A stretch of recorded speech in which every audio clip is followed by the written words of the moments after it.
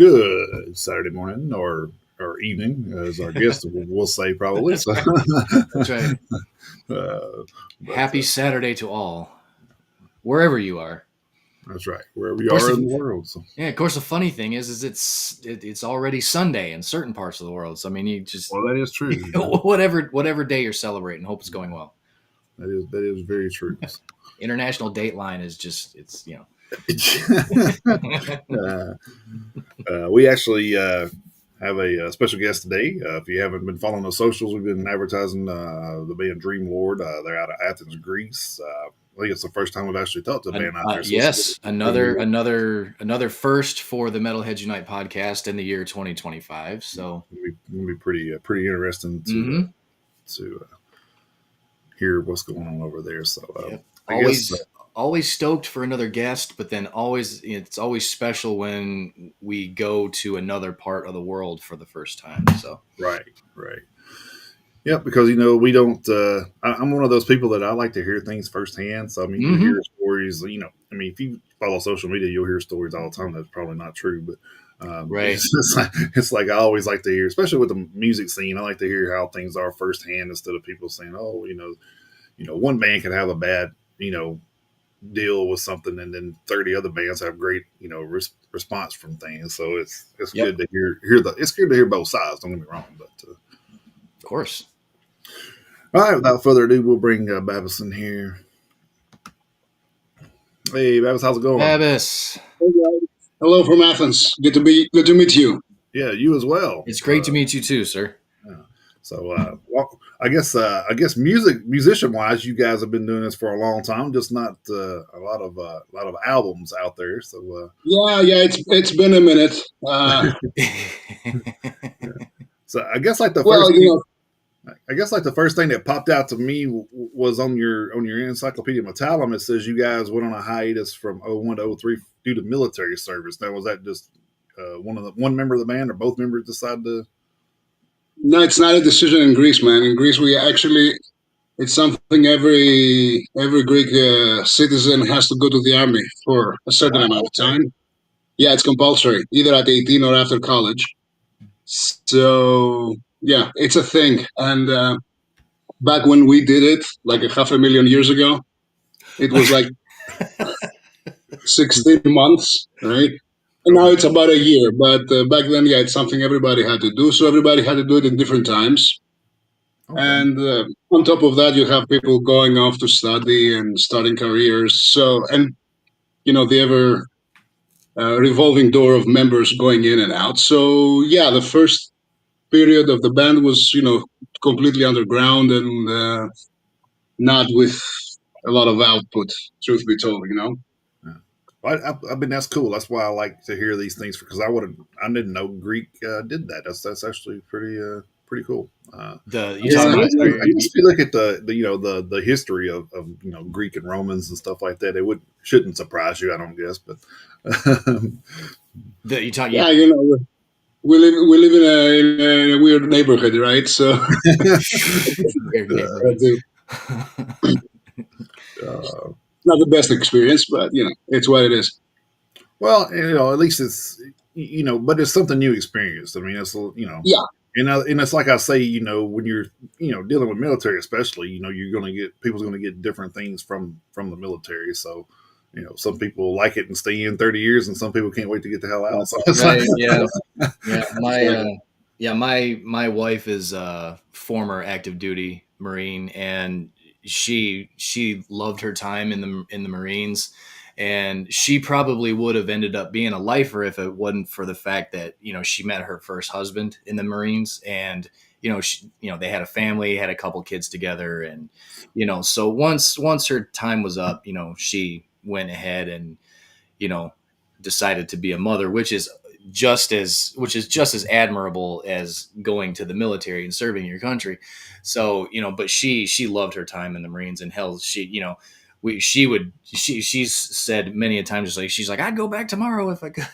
She loved it. So she absolutely did. Yeah, I've got a few other family members who are, either have military experience, or I have a cousin who's in the Air Force right now, stuff like that. So, you know, there's a lot to be said for, just like you said, just experiencing it. And I know that there are some other countries that you kind of have to do it once you get to Mhm. a certain age, like Babis, like you were talking about over there in Greece. I know, like right off the top of my head, I know that Finland is one of them. So, I Okay. mean, it's Finland. You have Right. to.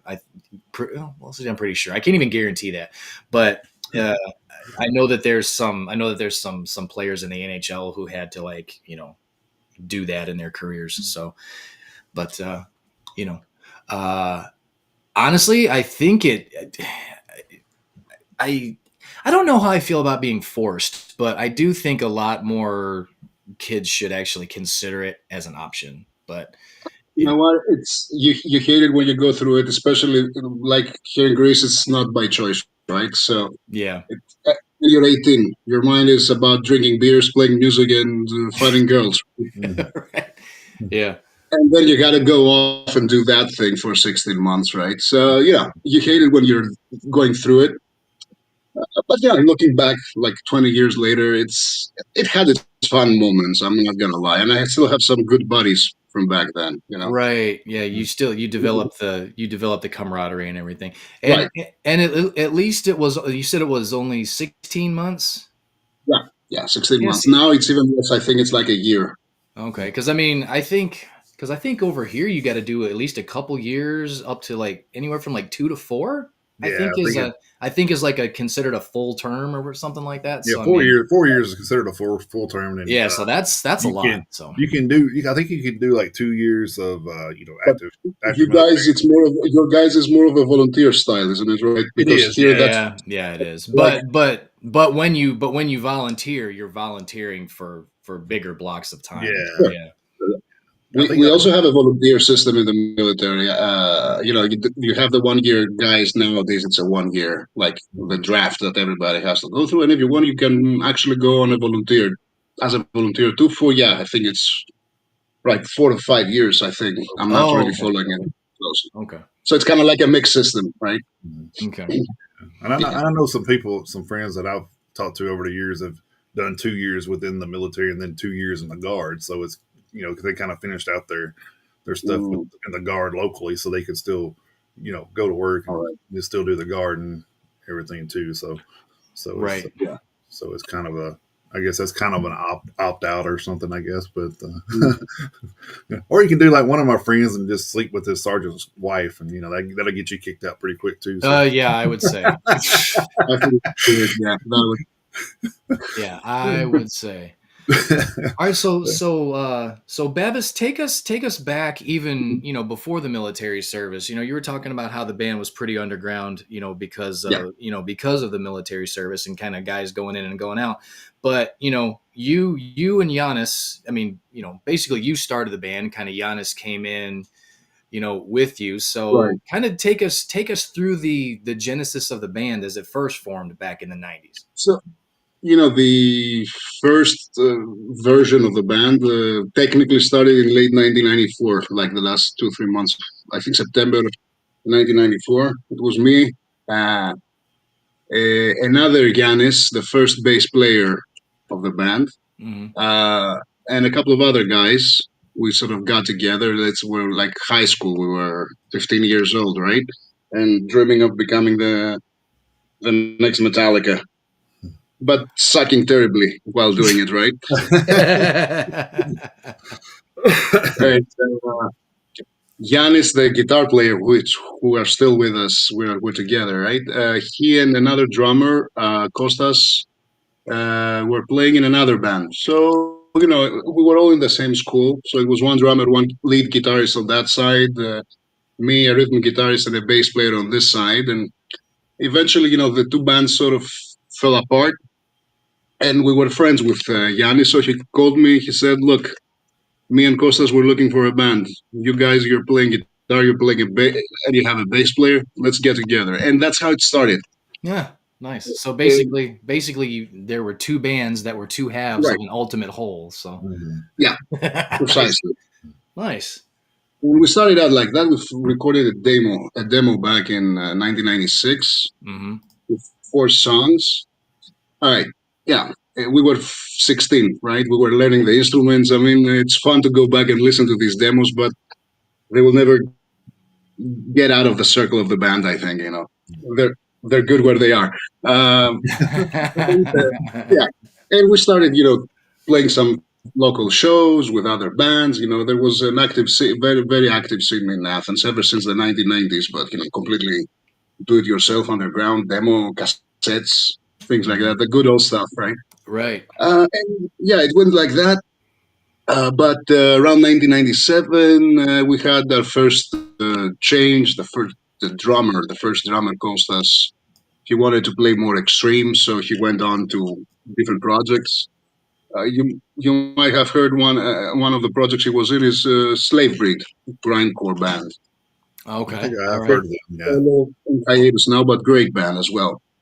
Uh, and then we started having problems and changes with of drummers and things like that. So we had a couple of drummer changes. Of course, with every change, that set the band back. Though we were able to record a couple of more demos and play some concerts. And then, yeah, around the 98, 99, we started with the military services, every people going off to different cities for college. So there was a mini hiatus back then, but it was at a very local level. So we went to our different ways for a bit. Got back together around 2003, four, somewhere there. Started playing again. Did a couple of shows. We decided to do a compilation CD in 2007 with basically pulling all the songs we had written up to that point into one CD, which we self-released locally. I don't even think it exists online. And then, Okay. yeah, pretty much we went back into hiatus. Again, some life stuff got in the way. And we restarted the band, basically this phase of the band where we said, okay, the life stuff, the military, all the crap is taken care of. So, we got together in 2010, basically, Okay. and Okay. said, let's do this. And yeah, that's how we sort of reactivated. It was also kind of like a fluke. Like I accidentally met our bass player Chris, on vacation. All Like right. Okay. literally, I was with my then girlfriend, now wife, on vacation, and it happened. A cousin of mine was nearby in a nearby town with some friends, and she said, "Oh, we're in the same place. Let's hang around. Let's hang out for beers." And I'm like, "Yeah, sure." And I sit at the table, and there's this guy on the far side of the table, friend of a friend of my cousin, right? And we start talking. Oh, what do you listen? Oh, I listen to Metallica, Megadeth, Testament, whatever. I'm like, oh, cool. I listen to the same stuff. And then we start talking about music. And he says, I play bass. I'm like, oh, fun. I'm looking for a bass player. And yeah, so once Chris was in the band, we sort of decided, okay, maybe it's time to put the band together, literally. Mhm. And Nice. yeah, So, I mean, so basically, even though the band's been around since '94, it's one of those things where, because you're talking about you guys all formed in high school. So basically, the band needed to grow up before it could really hit its stride, more or less. Everyone got to grow up and go through kind of like the growing pains, literally and figuratively. And of course, you got the military service. So basically, it just kind of had to ripen before you could really put it back together. I guess the only concern is maybe we didn't let it over ripen. Overripen. Yeah. No, no. I Okay.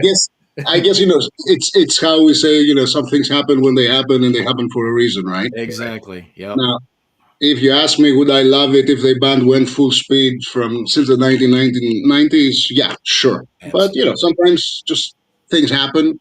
Mhm. The important thing is that we're here and nowadays we have a more consistent output, and everybody's still very dedicated to the process. I just want to say like a lot. I found it like a lot of bands that do this. Like I've noticed have become some of my favorites.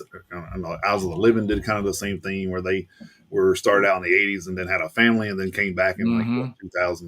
2015 or something, and it's like, wow, this band's great, and then we realize, oh, well, they haven't, they've been around, but they haven't like put out a lot of like albums or anything. So it's like, listening to both of your guys' records as well is just kind of like, man, this is just blows my mind how Mm-hmm. good this is, and like Yep. Thanks, man. what they could have done, for the if they would have had the longevity of putting out like 9 records at this point or something. But Yeah, I'm sure, like like you said, we're grateful we've gotten the two, because I mean it's definitely got us turned on to you guys, and as a new band to us, and we are, that's what we do. It's kind of like we're out looking for bands that we think should be have a bigger platform. So oh, Yep. thanks. Thanks, yeah, man. you guys Yeah, definitely. it's kind of weird. Like, in 2019, we had the debut album, Disciples of War. And I remember review after review, reading the reviews, and it's like, they've been around since the 1990s, yet this is their debut album. Yeah. Like, Well, man, to be completely honest, I mean, we did the same thing. We were talking about I'm it. sure. Yeah, Yeah, yeah. yeah, we talked about it too. It's like, wow, 14, 15 years to basically get up and get Mhm. going. So I They, mean, they took their sweet time, didn't they, right? well, if there's one thing that we've kind of come to learn, having done this going on 5 years at this point is, you know, if a band has been around that long and it took, however, whether it's, 5, 8, 12, 14, 15, there's a good reason why, because Mhm. nobody really puts a band together to wait 15 years to come out Right. with their debut Exactly. album. So if Exactly. we've learned anything, it's have them come on and just tell us the story. Let us know Yeah, kind of how everything worked out. And it's always not, it's never lack of desire. That's one thing for sure. for if there's sure. a For if sure. there's a good way to look at it, some meals are better in the slow cooker. Just saying. So There you go. That's it. Yeah, I think so. That's true. That's very true. so I did notice Giannis kind of he come in at 2003 to 2007, and then back in 2009. So what happened in that 2 year span with him, kind of in and out of the band there from '07 to '09? Well, he was working in France for a couple of Oh, years. okay. Yeah, he was Nice. employed by a French company. He was out of the country. So obviously, it was always gonna be temporary. It was like a 2 3 year gig. Oh, okay. So we said, all right, let's. The band was pretty much again between drummers. Back then, drummers were our big plague. Since now we have Nick, the last 12 years when we're fine, right? But yeah, so the band was sort of underperforming at the time. Yanis had to go to France for work, so it was like, there was not even a discussion. Like, okay, we're putting this in the freezer, and we'll revisit this when we come back, right? So yeah, and pretty much that was it. No fallout. I mean, we're Yeah. we know the guy since we were since 1993, right? Yeah. 92. I Yeah, think I Yeah. think there's things kind of build the band's character though, and it shows the perseverance of you guys being have all these obstacles in your way, and you're still pushing forward, doing putting out records. So that's kudos for that, man, because a lot of people probably a lot of bands yeah, probably would have gave up a long time ago. So, yeah. Yeah. It Yeah. depends.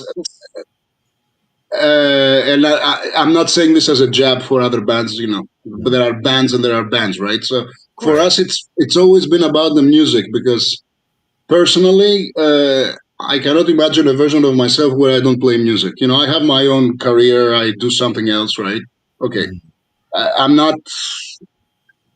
If I'm able to make a living from music, that would be great. I'm not making a living from music, and I don't think it's ever gonna become like a full-on career. But it is a need for me to be able to perform, and play guitar, and put music out there. mhm. It's good for my soul, if I'm describing this. Yeah. Totally Yeah. understand. Yeah. Absolutely. But No. Yeah. what am I gonna do, man? Watch Netflix. Fuck that. Yeah, right. We are dropping f bombs and everything. Is okay No, or no? Oh, no, you're good. Yeah, you're it's perfectly totally good. fine. Yep, no, there's Thanks. no censorship here. All right, good to know. I'm not gonna drop too many, but good enough. Yeah, Yeah. what I'm gonna do. Music is where it's at, and to listen. I love listening to music. I love producing music in my. I have like my home studio. I make my own demos and I fiddle with knobs and everything. I write riffs. Mm. I love it. Yeah, and you kind of brought up some of the bands that you listen to with Metallica and Megadeth, and I do hear a lot of that in your guys' music too. Is a Right. lot of Hmm. the inspiration from those bands. So it's awesome to be able to. A lot of times we bring people on here and they'll say one thing, and I'm thinking, oh, well, I didn't really hear that, so I had to go back and listen. Sure. So, but that was one. Metallica was actually one of the bands Yeah, that I had listed as there's definitely the strong influence and vibe of the bands that Jason and I both grew up on. I oh mean, yeah, this Right. you're talking about the the big Anthrax, and, you're just talking about the big four, Testament, Exodus. I mean, the the traditional thrash metal bands. I mean, it's all there.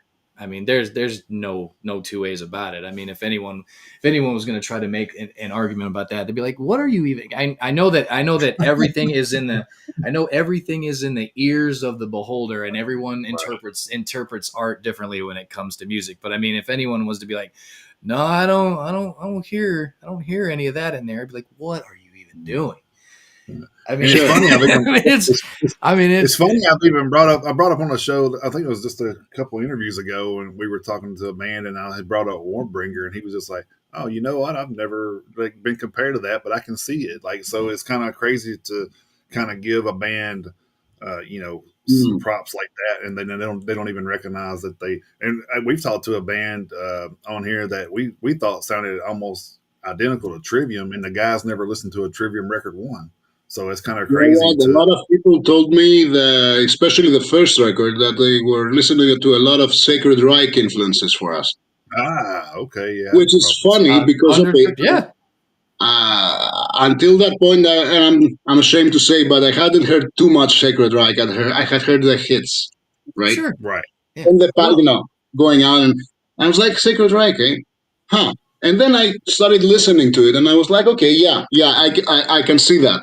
yeah. Mhm. Well, But it was like, okay, good yeah. Well, the I at funny know it's first. just like a.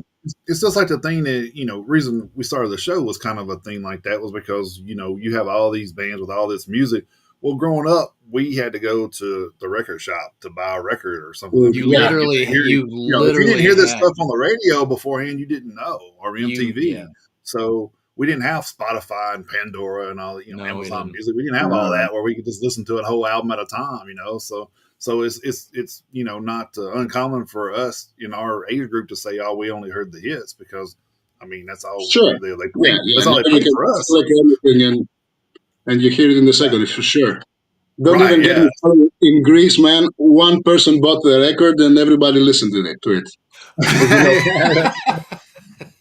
because, I mean, if that's true, it's a good thing that Greece isn't actually it's not the biggest country in the world. So thankfully, it's I mean, Yeah. also, thankfully it's not Greece isn't Brazil, or hell, Greece isn't the United States, because there's 350 million people here. So I mean, oh yeah, there would be no music industry. there Yeah. wouldn't be. Well, hell, there really isn't anymore. Well, yeah, yeah. Depending on who you ask, there really isn't a No, music no, yeah. industry anymore. So, of course, the music industry did it to them, did it to themselves. But Oh, thankfully, sure. we have technology now where, I mean, like you say, you've got your own home studio, so I mean, you're able to put your own music together and put it out, and thankfully, as much as, like we talked about it before, as much of a double-edged sword as Spotify is. It's good for exposure. It's shit for music. Mhm. It's shit for money. We all know it. Yeah. Oh, for But sure. I mean, we all listen to it. We all use it. I mean, hell, we use Mhm. it for the show. I mean, Oh, we yeah, try to expand our footprint with Spotify. So I mean, so it's one of those things where you're damned if you do and damned if you don't. But Mhm. thankfully, the technology exists, because I mean, I mean, how many going back how many years just in the last, you know, hell, maybe 5 to 7 years, the three of us wouldn't have been able to sit down together I and was do about to this. say, we're talking from opposite sides of the world right now, right? And we're Yeah. communicating and connecting. Yeah. So I mean, hell, we wouldn't have been able to do this, you know, with the exception of, you know, like the not too distant past. I mean, this was a thing Yeah, that there was no way. I mean, we would have had to literally just communicate through email, which we did initially, but being yeah. able to sit down like this, you know, hell, we wouldn't have been able to do this shit. So, No, and then there's no way. yeah, and then definitely not when we were coming up. There's no way. Right. Yeah. Oh yeah, forget it. Yeah. I Remember think we back were. I think back when I we were remember. growing up. I think back when we were growing up, if we were on a phone call and recorded it, we were probably in good shape at that point. You know. So, Yeah, I mean, I remember buying some demos from other bands, from Greece and some European bands, and you wrote a letter with pen and paper. I know, some of the younger audiences here now will be mind blown, right? Right. Yeah. Yeah. We didn't send it with a pigeon; we sent it with a post, and then like Yeah. a month later, the cassette came back. Maybe if you were lucky, there was a thank you note from the band, and that Yeah. was it. And now look, we're talking across the world. So yeah, it's Yeah. fucking awesome. It's awesome. yeah. In real time. I mean, it's, you know, I Right. mean, this is happening right now. I mean, you know, It's it is kind of, and of course we've addressed a lot of this it's stuff funny. It's before, funny. but I mean, It's funny you bring that up. I had this out for a show and tell like months ago, but I still have this. It's a Cinderella. No way, dude. Yeah, it's postmarked May of '92, and it's like their band newsletter. You know, like their Oh, fan that, club thing. You know, and I was like, man, and I happened to find it like looking for stuff. You could order like your T-shirts or records or whatever from right here. It's got like an oh yeah, order thing on the bottom down here where you can just order stuff, and, nice. for the fan merch. And I thought, that's kind of how we had to do things is through absolutely, There was, absolutely. through yeah, I mailings mean, and stuff. So there was definitely, I mean, you go back to especially 92, like that thing is, mhm. there was for fans back then, there was a whole lot of hurry up and wait. I Yeah, mean, oh yeah, if you wanted to interact with a band at all, you had to have some fucking patience. mhm. You had to have Yeah. some patience. Oh yeah. Man, we've come a long way. Come a long way. So Uh, we talking about the Athens area. Some how is the music scene in Athens? It seems like it's pretty prominent from because I'm gonna say when I started listening to you guys, I started getting bands in my suggestion box, and I started looking at it. And oh, they're from Athens too. Like this is crazy. I didn't realize there was that big of a scene there. I guess. Oh yeah, man. Well, Greece traditionally has a very big heavy metal scene. The heavy hitters always have been Rotting Christ, right, and Septic Flesh, and more recently you got Suicidal Angels, which are closer to the thrash, Yeah. which are a thrash band, right? mhm. So they were always great bands, and across all genres of metal music. And but yeah, the last few years, it's I think the scene here is going through one of its best phases because you got bands who are driven and willing to go after it and release music and get out there. And there are bands that really Rotting Christ, Suicidal Angels, especially the last few years, they really have opened the gates for other bands to go and tour outside of Greece. Small tours in Europe and all that. So yeah, the scene is doing very well. There are problems, there are problems with. There aren't as many spaces for live music. I mean, we used to have more of them, but a little bit of the pandemic, a little bit of the inflation, and all the fucking other things. Yeah. You know, some of the traditional venues for concerts, they've gone under, but there are some which are very good, and so are available. But yeah, yeah, definitely. I don't know how it is in the States. Here in Greece, I think the teenagers, younger kids, they don't really listen to metal anymore. At least that's my personal sort of feeling. They're more like into rap and whatever. Yeah, that's over here in the States. It's kind of the same thing. Mm, Hip hop is hip hop is basically taken Yeah. over this Mhm. country as far as the predominant genre of music. Now, of course, it kind of, depending on the region of the country, there are Yeah. slight adjustments to it. Obviously, here in Tennessee, where we're at, there's a a much higher influence that country music has. Obviously, being from the Nashville area. We're not in Nashville, Jason and I, but we live less than an hour south of Nashville. But Yeah. so down here in the South, country music is a little bit more prevalent. Sure. Um, but the good thing is, and Jason and I have seen this many times, and we're seeing it more and more actually. So it's a good sign.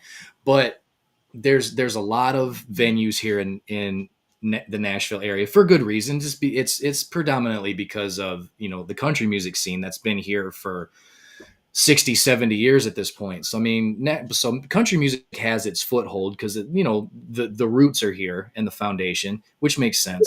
But I mean, you got the Ryman, you got the arena where the hockey team plays, you got the stadium where the football team plays, Mm, but you also have a lot of the smaller venues, and we've had a couple of brand new venues open up over the last Mhm. 2 3 years, and I actually just saw something over the last couple weeks. I think Jason posted it, where they're building another new venue that Mhm. could hold up to about 4,500 people. So I mean that's cool. the venues are here. I mean we've been to a venue in Nashville that if you got 100 people in this little room, you'd be lucky, and all the way up to Mhm. like I say, the American football stadium that could probably hold 80 grand. Yeah. So I mean, there's venues of all shapes and sizes here, and every single one of them that we've been to, no matter who has been playing, there's been there's been the age range has run the gamut. My daughter Mm, my daughter goes to a lot of concerts with me. She's a metalhead like me. She's in her early 20s, but we've gone to concerts where, I mean, you know people with full heads of gray hair are bringing their grandkids. Yeah. oh, So I mean, we have that here too. I you know mean, for so sure. Sure. so Yeah. it's a great sign. But by and large, I would say what you guys have going over there in Greece is like a kind of a microcosm of what we have going on Mhm. over here. Where Yeah. I'd say most of the younger generation listens to rap. I mean, you could drive on a nice day when it's in the when it's in the 70s. You'll drive around and you'll hear, people will be driving Mhm. around with their windows down, and most people are listening to hip hop, and then Yeah. Yeah. then they Same. they then they pull up next to me in traffic, and that's not what's coming out of my truck. So The glass of the little Slayer there. that's right. Yeah. Yeah. So Yeah, we have venues here too, like, but I'm talking more in the range of, let's say, 500 to a 2,000 yeah. people venue, the small to mid sized, right? That Mhm. would Yep. where younger bands, starting bands would start playing. Right. So you have from small, like you said, 100 people space, and then there's a jump to a 4,500, 5,000 venue. Okay. Yeah. So that in between gap where you sort of have to build your fan base and get going, and before you get to the 5,000 venue, Right. that's the gap. But yeah, for as far as rap, and the majority of people here, yeah, they listen to rap, they listen to pop, they listen to shitty traditional Greek music. Oh Not no. not the traditional Greek music. Traditional music is okay, but there is like a variation which is all about drinking, and but it's the music is very low quality anyway. Okay. Mhm. Okay. It's a Okay. All right. little tacky, but people seem to like it here. I don't know. It's funny, Yeah, like it's funny. We've been I've been to so many. I know Chris has been to a lot, too. But I've come over the past, probably 10 years where, I don't leave without a concert shirt. I mean, that's kind of like my thing now. It's like I got to leave with something. You know what I mean? yeah, So people see me out all the time and I'm wearing something different all the time, and they're like, "Oh, do you like work with bands or something? I've always seen you with different stuff." And I was like, "No, I wish the hell I did. That'd be nice." Yeah, it would be nice. It's like, "No, Yeah. I actually had to pay for this." Right. Yeah. So, Yeah. No. No. I had to go to work so I could go to the concert right, to pay for this Exactly. shirt. yeah, Yeah. but Yeah. it would be a cool gig to be able to do that. But Oh I God, don't, it'd I wouldn't be have the first step of knowledge to even try to put my foot in the door for something like that. So, right. Yeah. Yeah. Yeah. but, But no, it's talking. I wanted to go back to what you said about you and your daughter going to concerts. Last Sunday, we did like a secret warm up show because we got a few shows coming with some friends of us. Okay. Friends of ours. We didn't even promote it. Like show up, play, and get out of there. And there was this at the end of the show. There was this kid. He probably wasn't more than older than 14, and he was with his dad. And he shows up to the merch table and he bought a CD. And he was like, "Oh, you guys were very good." And it's like, "Oh, thanks, man." And but it was like, look at that, 14 years old, and he's got the fire. He sort of reminded me of myself, Yep. back in the day. Yeah. So we signed him the CD and took some shots and all See, that. now see that's awesome because then that becomes, I mean, even at 14, that's just one of those things that becomes a core memory. right. And Yeah, that's awesome. That's awesome. And yeah, I mean, I'm pushing 50 at this point, and so I've been going to concerts for going on 30 years at this point, and I remember the first one that I went to. Hmm. yeah, same. Now, of course, I don't remember every detail of every show I've ever been to, but I mean, I remember the first one I've been to, and so I do remember a lot of them. Especially because I'm never drunk or high at them, but so I mean that definitely helps, but you know, but it's just one of those things, like, because even now going to shows, like I say, my daughter's going with me, so she's kind of she's in that generation who will help keep it alive. Hmm. But like you say, you just met a teenager, and that's one of the things that I try to, at this point, I'm trying to, between sets and before the show start and stuff, kind of like looking around and like taking stock of who's in the room. Hmm. You know what I mean? Yeah, You know, because it's cool to see people older than me, and it's even more cool to see people younger than me at these concerts, yeah. especially being this genre of music. Hmm.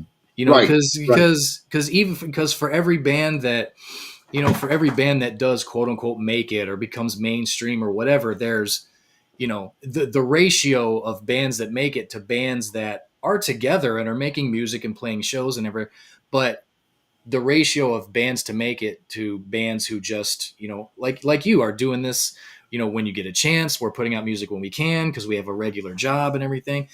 Yeah, The ratio is probably 100 to 1, if it's not even greater than that. But I mean, Hmm. the bands that have the longevity like this, I mean, hiatuses aside, you guys are a band that's been together 30 years at this point. yeah, I mean, Dreamlord has been a band in name for 30 years. yeah. So I mean, whether you're active 365 days a year or not doesn't really matter. I mean, the band is still together, the band is out there, the band is working.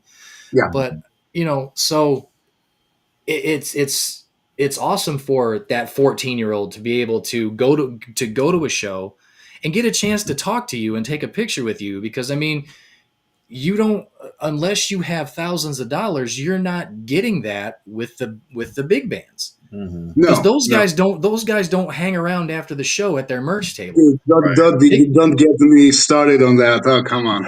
yeah, That's well, that's hey, a hey, man, it isn't it? I it don't it know. But you could meet and greet your favorite bands, and like you know, you're one of the gang. Now you have to pay like a kidney and half your house. Hmm. No, fuck that. Forget it. Yep, yes, you do. Yeah, Yeah. yeah. I So just think it's a shitty move that the bigger bands are doing. I'll leave it at that. I think too, like you see the character of some bands that and I know one of the bands that we talk about get a lot of shit is Five Finger Death Punch. But I mean, how Mm, many other bands do what they do for like military and stuff like that? They go and play free shows for military. I mean, yeah, so I mean, a lot of times, whether you like a band or not, you have to respect some stuff that they do because sure. I've seen a lot of bands that I don't, you know, not a lot, but I've seen a few that I don't listen to on a normal basis, but they do these crazy things and just like, wow, that's awesome that they're doing that. Or, they'll go and play a free concert and donate it all to like cancer research or something, Yeah, that's So it's cool. kind of like you see those things and it's kind of heartwarming. We're supposed to be devil worshiping, go to hell, genre of music. And Yeah. then you see those things like, with corpse grind. I got into an argument when Ozzy died. Like 2 3 days later, there was a video of Sharon going up to that bench in Birmingham to leave some flowers. The very famous video. Right. Yeah. It was reposted here in Greece, and there were a bunch of people saying, "Oh yeah, you go and you make an idol of the Satanist, and what did he do?" And la, right? And I got into a row with one of them, like the Satanist with his last concert days before he died raised $190 million for cancer and Parkinson's. What did you do lately? Right. Right. Yeah. Exactly. Yeah. I mean, it's one of those. We have talked about this, before with a few bands, because I mean, as metalheads, I mean, we can't sit here and deny that there are bands out there who do that, and I mean, they make no bones about it in their music, but the whole it's one of those low hanging fruit kind of things, to where that's always like when people who decide that they just have a bone to pick with heavy metal or Right. whatever it is. I mean, that's always the thing that they're like, oh hey, Satan. I mean, it's just that's like it's like the easy thing. I mean, Yeah. if you don't like heavy metal, that's fine. And like Mm. I say, we're not going to sit here and say that there aren't satanic bands, because that would just be stupid to say that. Obviously there are. But for that to be the immediate and constant go-to for the opponents of this genre of music, it's too easy. It's just Mhm. too easy. Hey, It's for every lazy. yeah It's lazy. for every behemoth out there, there's a striper. You know what I mean? So I mean, Right. Right. come on, man. I mean, you Well, know the thing is, I like to put different aspects of life to this, but it's like saying this girl broke my heart. I'm gonna call her a hoe. Well, now everybody thinks she's a whore. You know what I mean? Right. Because I'm putting that information out there. What and she may very well not be that way. So I mean, it's kind of like the same thing with what we were saying is just because Ozzy had this extreme I guess front or Yeah. whatever in the beginning doesn't mean that he's kind of was that way in the end. I mean, even I watched some of an interview with him and Jack on Jack's show, and he was actually talking about Jesus and stuff, which was crazy to Yeah. me. And it was like, oh wow! So I mean, you don't ever know about a person. Just because he's like that on stage doesn't mean he's like that in person. I mean, like, everybody has a persona. So I mean, it's kind You of know, as a guy, I'm a live and let live kind of person, right? Mhm. You do you, and as long as you're not bothering me, Exactly. Yeah. hurting anybody else, you do you, man. You want to listen to music. You want to gamble. You want to listen to pop, whatever. I don't care, Yeah. Well, it's like But I always say, you're only here for one life. You might as well be happy while you're here. So I mean, sure, sure. But at the whatever same time, you're happy. what So really irritates me are people like that guy on Facebook about Ozzy. Like, who? First of all, who the fuck are you to judge? Like, get off your high horse, right? right, mm, And or and the one size fits all. It's never true. Not in music, not in life. I mean, I've met people who listen to pop and are amazing people, and I've met metalheads who are pieces of shit. no, absolutely. Yeah. Right? Absolutely. It's up to the person. 100%. You can't just bag everybody under a label and say, "Oh, all metalheads are this," and all. Right. You know, Yeah. Hell, if anything, if you want to, I mean, if you want to talk in broad strokes or in general terms or whatever, metalheads are the exact opposite of everything we're given shit for, really. right? I Yeah. mean, yeah, by and large, the generalization is actually upside down. It really is. Oh, yeah. you know, you go to, Metal I is mean, is a rebellious music. It's a music of rebellion against the rules, against conformities, right? Against authority. So yeah, how can you be the one judging when you're if you're all about freedom and individuality and you know personal growth, whatever? You cannot. You have to be more open-minded. I think not that I haven't met close-minded people and sure, other of so shit, course. sure. Yeah, But absolutely. you're more inquisitive. You're more inclined to question things, right? At least that's how I perceive it. Yeah. Yeah, Yeah. and I agree Yeah. with that. So I and agree with kind of so, you're kind of touching on one of the things I wanted to ask right now is the new album's called Artificial Imprisonment, yeah, and it's kind of just the name itself kind of jumps out at me when I'm listening to it too because it has a lot. You kind of stuck with a bass line there with with all the songs that are involved in the album. So what what was the actual intent of naming the album that? I mean, I just want to make sure I'm not just like reading too simply into it. So. that. well, the whole album, not the whole album, generally the whole album deals with socio-political situations, right? And especially the title track, Artificial Imprisonment. Hmm. Um, First of all, the music was written first for this, for the specific song, and then the lyrics. But I remember, watching something mindlessly doom scrolling myself doing it, like on YouTube or whatever, and and sort of having this epiphany that look how much time I spent doing this, like doom scrolling on. I remember just not even watching anything interesting, just killing time. Right? Mhm. Like, look how much time I just spent when I could be doing something else. It really started simple as that. That was the first initial thought, very early in the process. And then, just watching people, how it's sort of, it's like when you see something, you cannot unsee it and it's on your mind. So from that point, I started sort of observing how people interact with technology, like on their phones, on their cameras, watching people as I'm walking around, being on their phone, not talking to each other, all the stuff. And so the whole concept of that we're imprisoned in a digital world, right? Right. Hmm. That Yep. could potentially that was it was promised to be a tool for advancing Yeah. and creating our life, and now slowly the way we use it and um, the way the type of use that is promoted from the forces of the powers that be, it's actually it's building a cell. It's not liberating us. Hmm. So, the whole concept of being imprisoned in this digital world where you chase the next reaction, the next like, the views, all the shit, the validation from people you're never gonna meet in real life, Right. Right. or Yep. the validation of people whose opinion doesn't matter to begin with, if you want. All these things are building walls around us in our minds. So it started to grow on me as an idea that we're trapped, that we're and especially the last couple of years with the chat GPTs and the Groks and the whatevers, Yeah. the Exactly. AI.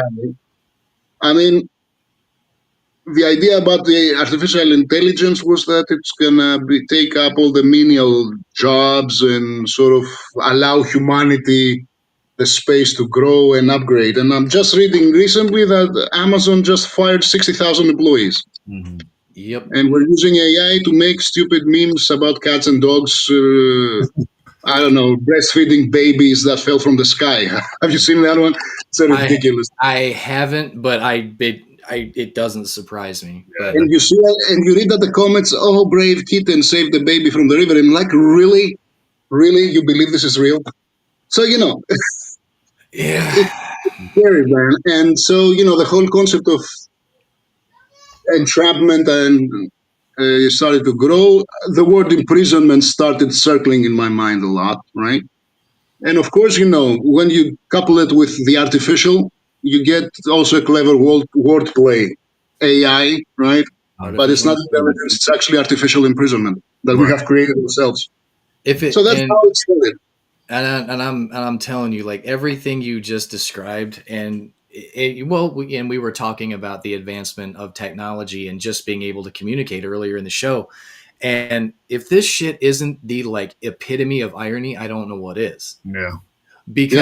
Yeah. Because right, it's all, all of this stuff is supposed to be, is just supposed to help with everyday life, and that's all well and good. And like I talked about, you know hell, back in 2015, just going back to 2015, here we're in 2025, going back to 2015, we wouldn't have been able to do this.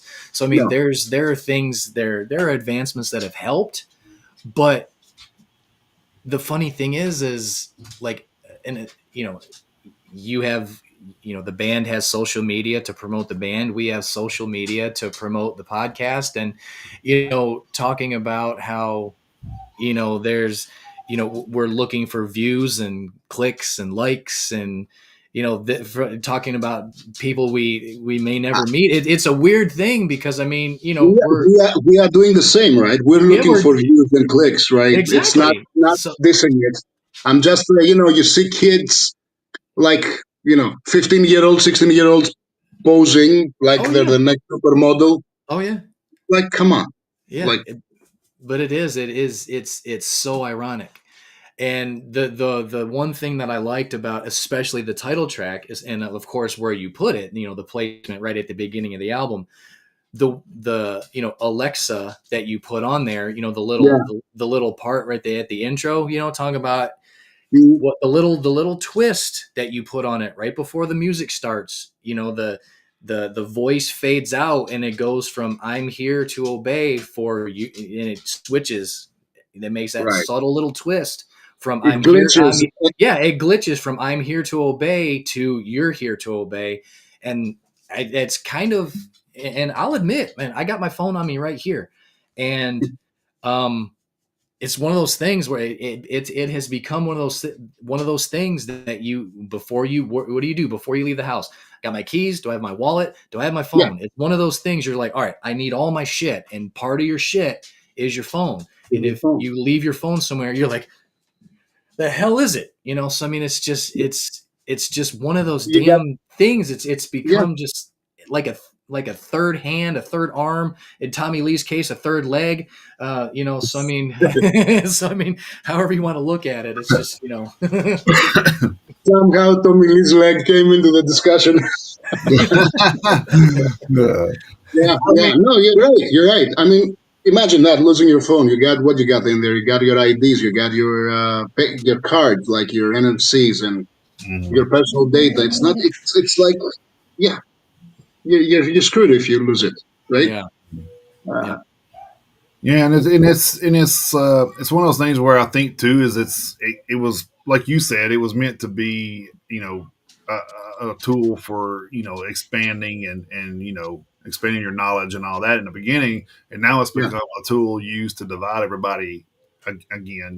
So like, yep, oh, we could do this and everybody be arguing again. So it's and I've always looked at history kind of that way, and being from Greece, I'm sure a lot of history that would probably fall under that category of division from other countries. But you look here in the States, and we've always been, it's always been something. It's either a man versus woman, church, religions versus non-religions, and yep, yeah, now you're like Republican versus Democrat. It's always something there to keep sure. you from being, on kind of collective. They don't want you to be a collective, because then you have a they don't have a chance to do anything that exactly, they want to do when that Yeah. happens. yeah, Divide and conquer. Divide and conquer. right, and yep, that's one of the things that I love about the metal community is like when you go to any of these shows, you look around. It doesn't matter how they vote. It doesn't matter what sex they Yeah, are. It doesn't matter, you know. If that chick has a dick, I mean, she's at the show. You know what I mean? It's like yeah. so it's One of us. One of yeah, us. yeah. So it's like we don't never think about those things at the show because we're all enjoying the show, And I think that's like one of the moments that I always look around and I'm just like, man, this is great. I wish like everyday life was like this. yeah. Me too. Yeah, I wish it could carry over. but Really do. but they go right out the door and into their everyday life the next day, and it's right back to whatever they were doing before. So Yeah, it's exactly. we talk about likes and clicks and stuff, and to me, like that doesn't mean as much to me as if somebody sees this and says, "Oh, they're gonna check this band out," and whether it be 10 people or 100 people, if they check out Dreamlord, then I feel like I've done my job. Whether they like the podcast or if they comment or if they share it, I don't care. My point, we're not doing this to make money. I mean, would we Good, love to? Well, good of course, thing. we would It's a good love thing or to, but not. just like you would love to be in an arena playing arenas all the time and Yeah, not. I would love it. If anyone with money is listening, yeah, if you want to sponsor fans, Yeah, Hell yeah.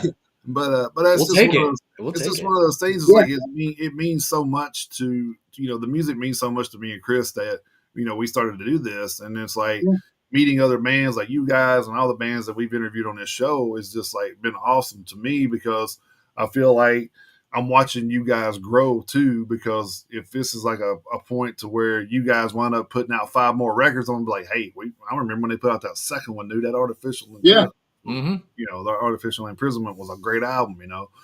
And so it's just to me watching these bands grow after the fact because we follow everybody that we ever talked to on socials. So I mean, if there's something there and they're like, "Oh man, we got this big gig with we're opening for Anthrax or something," like, "Oh man, that's Right, awesome, yeah, dude." So it's kind of cool to see where you guys go from here. Mm-hmm. for sure, for sure. So Yeah, and I mean, it's the love of music that I think drives all the community. To different extents. Like some people are just wanna listen, other people wanna dig in and discover bands like you guys and get in touch and learn learn more about them. And other people, wanna play music or set up venues for concerts, and it's cool. Every little bit helps build that thing in the community that we're saying earlier, and that's amazing and that's awesome. let me ask Uh, you, do they do yeah, they have do they have many festivals over in y'all's area? Or in Greece, there are two big festivals. There's the Rockwave oh, Festival, which has been going on for the past 30 years now. Nice. Okay. And the last maybe 15 years is another festival called Release Athens. Those two festivals, summer festivals, they bring the big bands usually in Greece. okay, So, your Metallica's, Megadeth, Iron Maiden, all the big ones, Motorhead, they come through Greece usually through these festivals. okay, Yeah, well, actually, next year we got Metallica coming and Maiden in May in the Olympic Stadium of Athens. So that will be fun. oh yeah, Maiden, 20 days from each other, I'm going to see Metallica and Maiden. Yeah, Maiden's one of the bands that are still on my That'll be my that'll bucket be a list. I haven't seen Maiden yet, so that'll No? be a great Oh, week. man, they put on a great show. They yeah. do. Oh yeah, I can imagine. I've seen some live footage of some stuff. Believe me, but yeah, it's still like nothing like experiencing it yourself. So Oh, Yeah, I sure. mean, and just especially the energy that Bruce Dickinson is, it just still plays oh with Yeah, to yeah, at his this day. age, I mean, hell, he wears me out. I'm like, Jesus Christ, Bruce, yeah. slow down. It's like, I dude, mean, I, I did that concert last Sunday, the secret one, and because it was like very tiring, I was in pain for 2 days after. right, right. I don't know how he's doing it. I don't know. I don't know how he does everything he does and then finds time to sleep. I mean, Because he does Yeah, that bike ride down to the Download Festival too every year. yeah, he It's kind of does. like, man, is that like he's right. He's a 30 miles? pilot. He fences. He Yeah, I think he's kind of in charge of the beer that they have. I mean, it's just right. like he has so many irons in the fire. It's ridiculous. Maybe we need to talk. Maybe we need to talk to him about doing something different. We have the boats and stuff. Like we need to do a plane concert, man. We just Oh yeah. Yeah. Yeah, all Yeah. the you talking about all the heavy metal cruises? Yeah. yeah. Yeah. Have Yeah, Have just you have guys been on any of these heavy metal cruises? I haven't. No, no, I They I must haven't be seen very it. I cool. I haven't. I No, haven't. yeah, I would like to, but man, I hear and the funny thing is my parents have been on a few cruises, but I mean just regular cruises. But yeah. I mean, you hear just so many horror stories of just Mhm. with the amount of people being on these boats and just being so fucking Oh yeah, just on top of each other. It I don't know. Part of me would like to do it just once to say that I yeah, have, but I mean, it's just like, oh man, I don't know. yeah. Yeah. I work in tourism, like my job. I'm a tour guide Okay. here in Athens, in Greece, right? So I know exactly what you mean about the cruise boats and all that. Oof. We got 70, was it 70,000 tons of metal? We can have Yeah. 35,000 feet in the air, right? There you Oh, go. see, that would be cool as hell. And everybody jumps with a parachute after the show. Yeah. Oh my lord. Hey, Bruce would probably be the one to do it. So Hell, Probably, yeah. he yeah. probably Well, would. Dave, we know Dave Mustangs did that once before. We've heard Yeah, stories he about did. that. So, yeah. Yep. Yeah. Yep. Let's see. I mean, what is the? I mean, I don't know for sure, but what would be like? What size plane would you need for that? Because I Oh, mean, it would, it would, I don't even know what the largest commercial airliner is. I don't know if gosh, it's a. I don't know if it's Fort- a 777 at this point. I don't A know, Fort, 777, Probably. like an Aer Lingus or something. I don't know. like an Airbus or something. I don't know what the. I don't Yeah. know Who knows? because you would think if you're doing something like that logistically, you would take the seats out of it. Of course, then you got people loose in an airplane 30,000 feet in the air. So who knows? Oh, But I yeah. mean, Right. so That's gonna go well. yeah, so you'd have to work the logistics of that out, but it would definitely Yeah. be something. It would definitely be an experience. Yeah, heavy metal concert on an airplane. That'll be cool. That would be cool as hell. Yeah. I don't You know. heard, you heard it here first. You're Just, Yeah, pilot, totally just ready to fly. that would be interesting. yeah. You heard it here first. So, Yeah, I want my yeah. What I want my residuals from this. you could call it like hair in the air or some shit like that. You know Well, yeah, I can do that too. what Yeah, that would be pretty good Yeah, too. yeah. Yeah. Well, you wouldn't want to call it Flight 666 because Iron Maiden already did that. So I mean, Well, yeah. you couldn't call it that. They already did that. Well, That would be, interesting. you wouldn't want to do that anyway because then nobody wants to be on a satanic airline. So. Yeah, that's true. That's true. And that's the thing is, I mean, Iron Maiden did that with their own planes. I mean, that was Well, yeah, their it was the airplane. number of the beast. Yes. Yeah, so that was their airplane. Yeah. So Babis, I wanna ask you about this. We already touched on, obviously the military service that you guys had to go through, Mm. being living over there. How much of an influence did that have on the music afterwards? Mm. The military service. That, not. I wouldn't say it had any role because Okay. yeah, not really. No. Okay. It's I have to explain a little bit because that 1 year draft, 16-month draft I did. Mhm. Imagine the actual training was the first 2-3 months. The rest year is just cleaning up the facilities and maintaining the equipment and being bored out of your mind. Okay. Gotcha. So doing the Hey, groundwork. fair enough. Fair enough. It's not like it was some high adrenaline, high action, high stakes military duty. No, no. Okay. So it didn't really affect that much. Okay. So I mean, because I mean the reason why I ask is Mm. because is twofold actually. Because obviously, the first album is called Disciples of War, and Yeah. then and also because the themes listed for you guys in the band, political themes, social themes, and anti-war. So I just wanted to get some sort of feel as if there was a correlation, or if it was something that Mm. kind of developed as you got older, or it's like one Um, of those things was like, well, I already felt like this, and that's why I decided to write about this, and yeah, yeah. just to see if there was any No, any it's it's not connected at all to my experiences okay. in the military during the service. But at the same time, I am a citizen of my country, of the world, and I follow world news. And for me, writing about social, political subjects, for me, it comes as a natural reaction.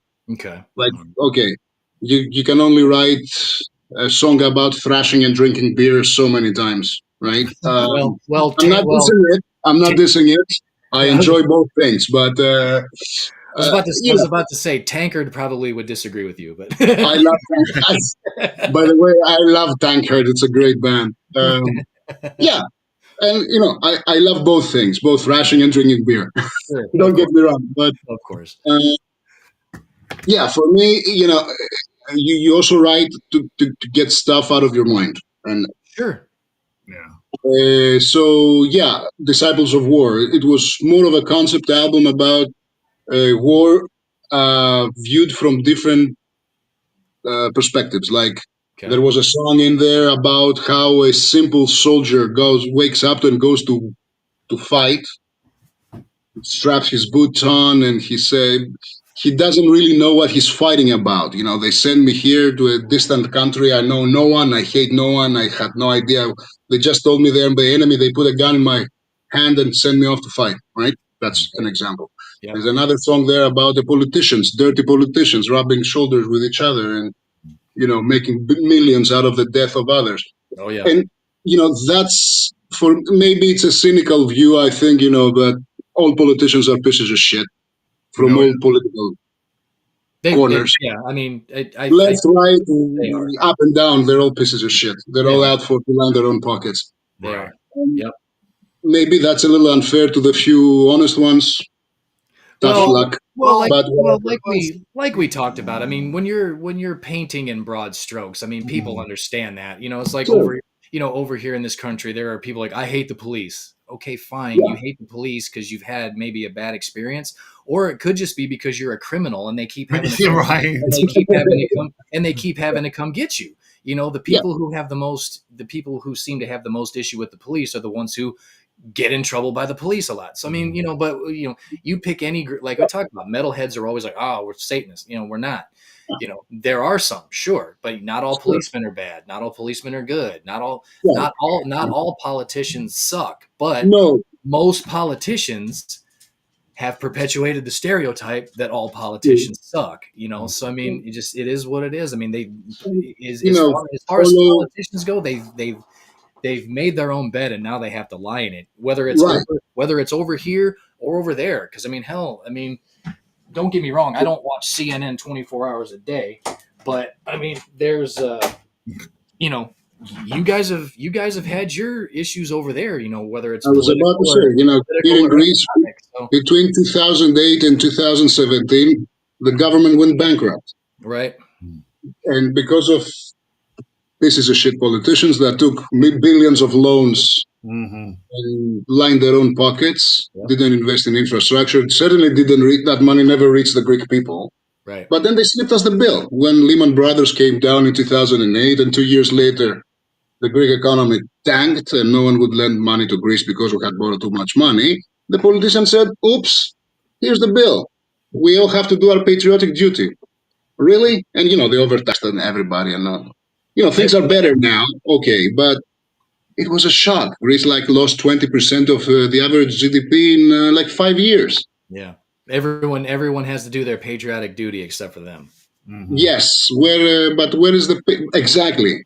So it's like, oh, we took all the billions of we messed up, but now you have to do your citizen's duty. How about you go fuck yourself? Yeah. 100%. No, I Okay. mean, You know, 100%. and so it's maybe a cynical view. All right, I get it, but it's But what I it's what I like to write about lyrically in the songs. And I have to say, in the in the first album, it was all my lyrics. Mm-hmm.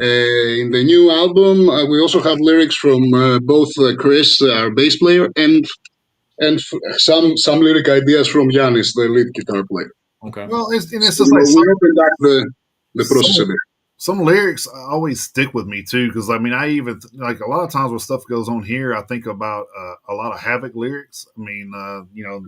one of the ones that come to mind always is one of the lyrics, and I think it's "Hang 'Em High," where he says the enemy is not coming from overseas. I Oh, yeah. mean, and you look around and you think, man, there's some truth to that, because I mean, you look around and there's a lot of I think I think they're plants, but who knows, but I mean, they just came out. These people just come out of nowhere, never had a political, venture in their life, and now they're a politician. Like, fuck out of here, man. That shit just don't Or happen. That shit I can't walk into a bar and be like, hey, I'm the bartender now, and never mixed a drink in my life. You know what I mean? It's like or that's they're or they're the mayor of New York City. Well, yeah, well, there you go. That's a whole different story. That's their fire. They have to deal with that, brother. I don't. That's true. That's true. uh, but I want to talk about the album cover here a little bit. There's the. I mean, oh, I forgot I got to take this banner off because it'll.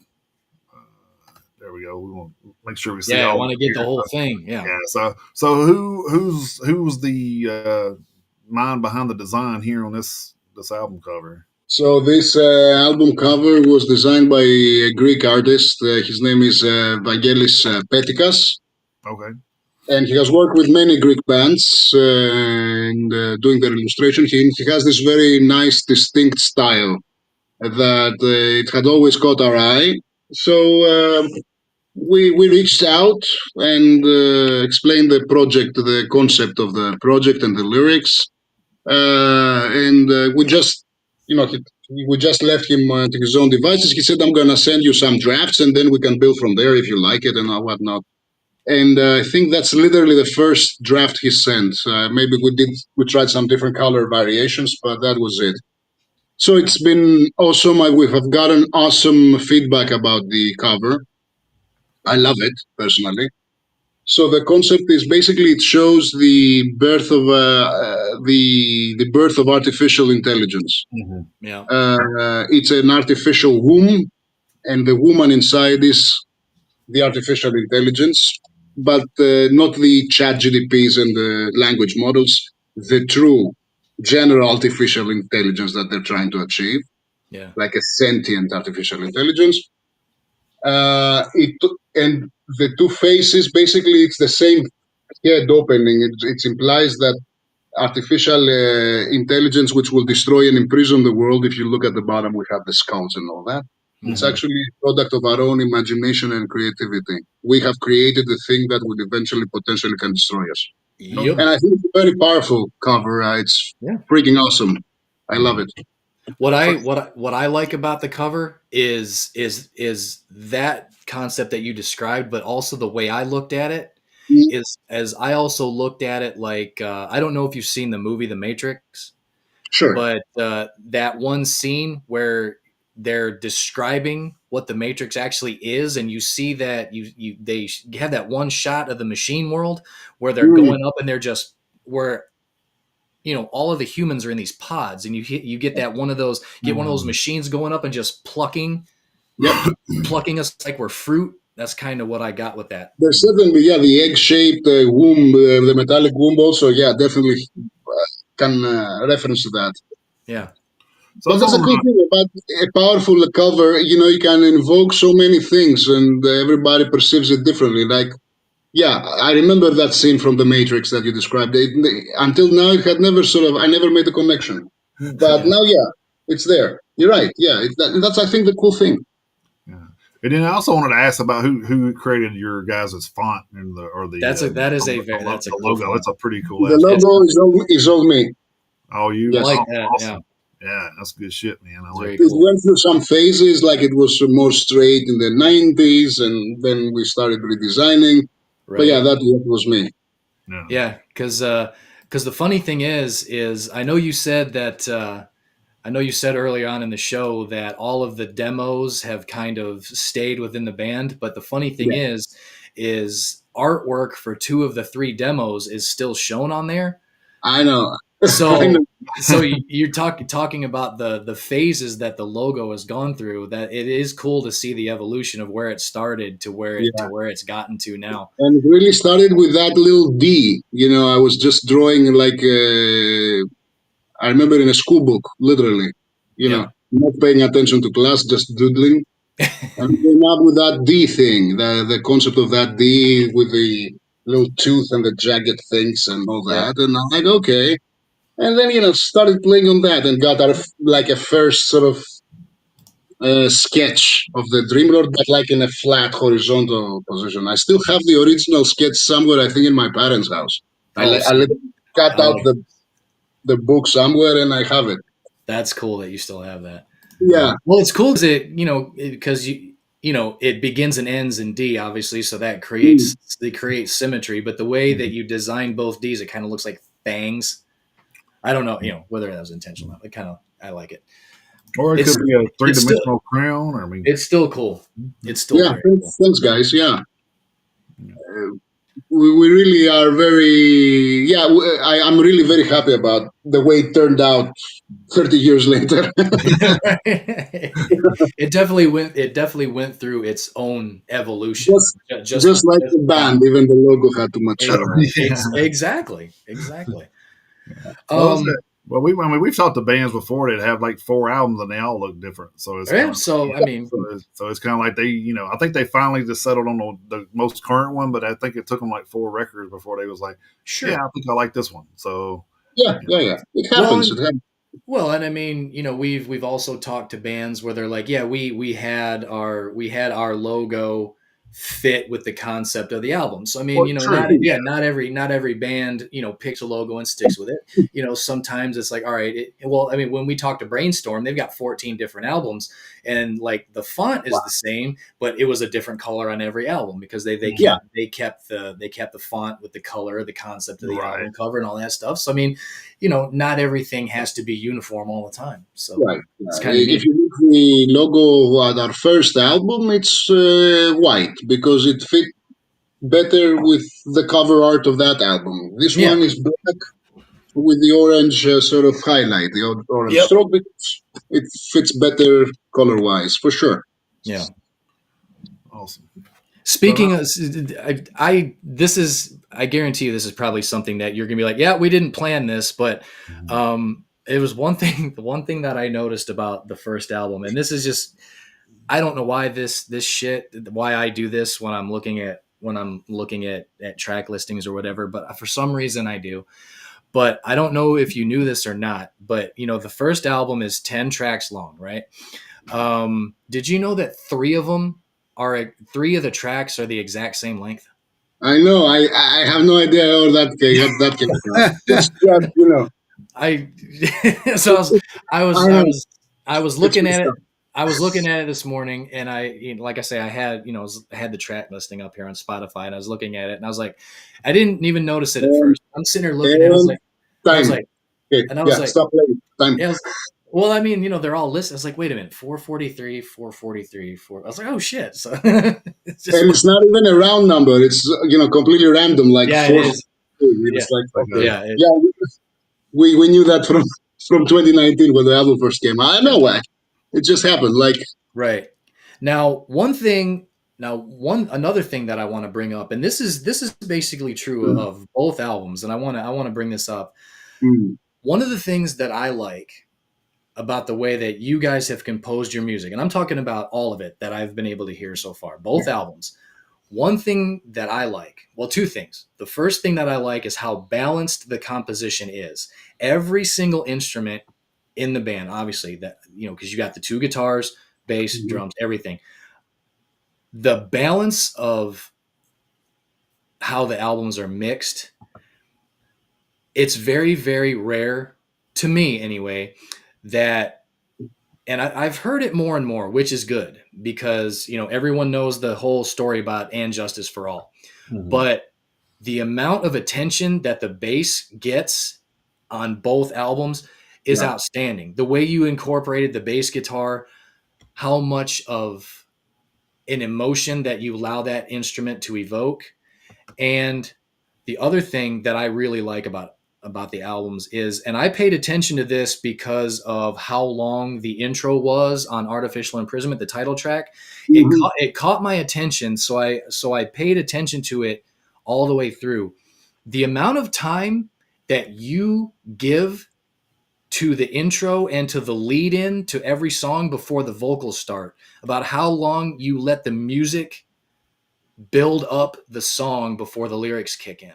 yeah, That was one thing that really, really caught my attention because I made timestamp notes of it on every track. The shortest lead in you guys have is on Blinded Eyes, and it's 21 seconds.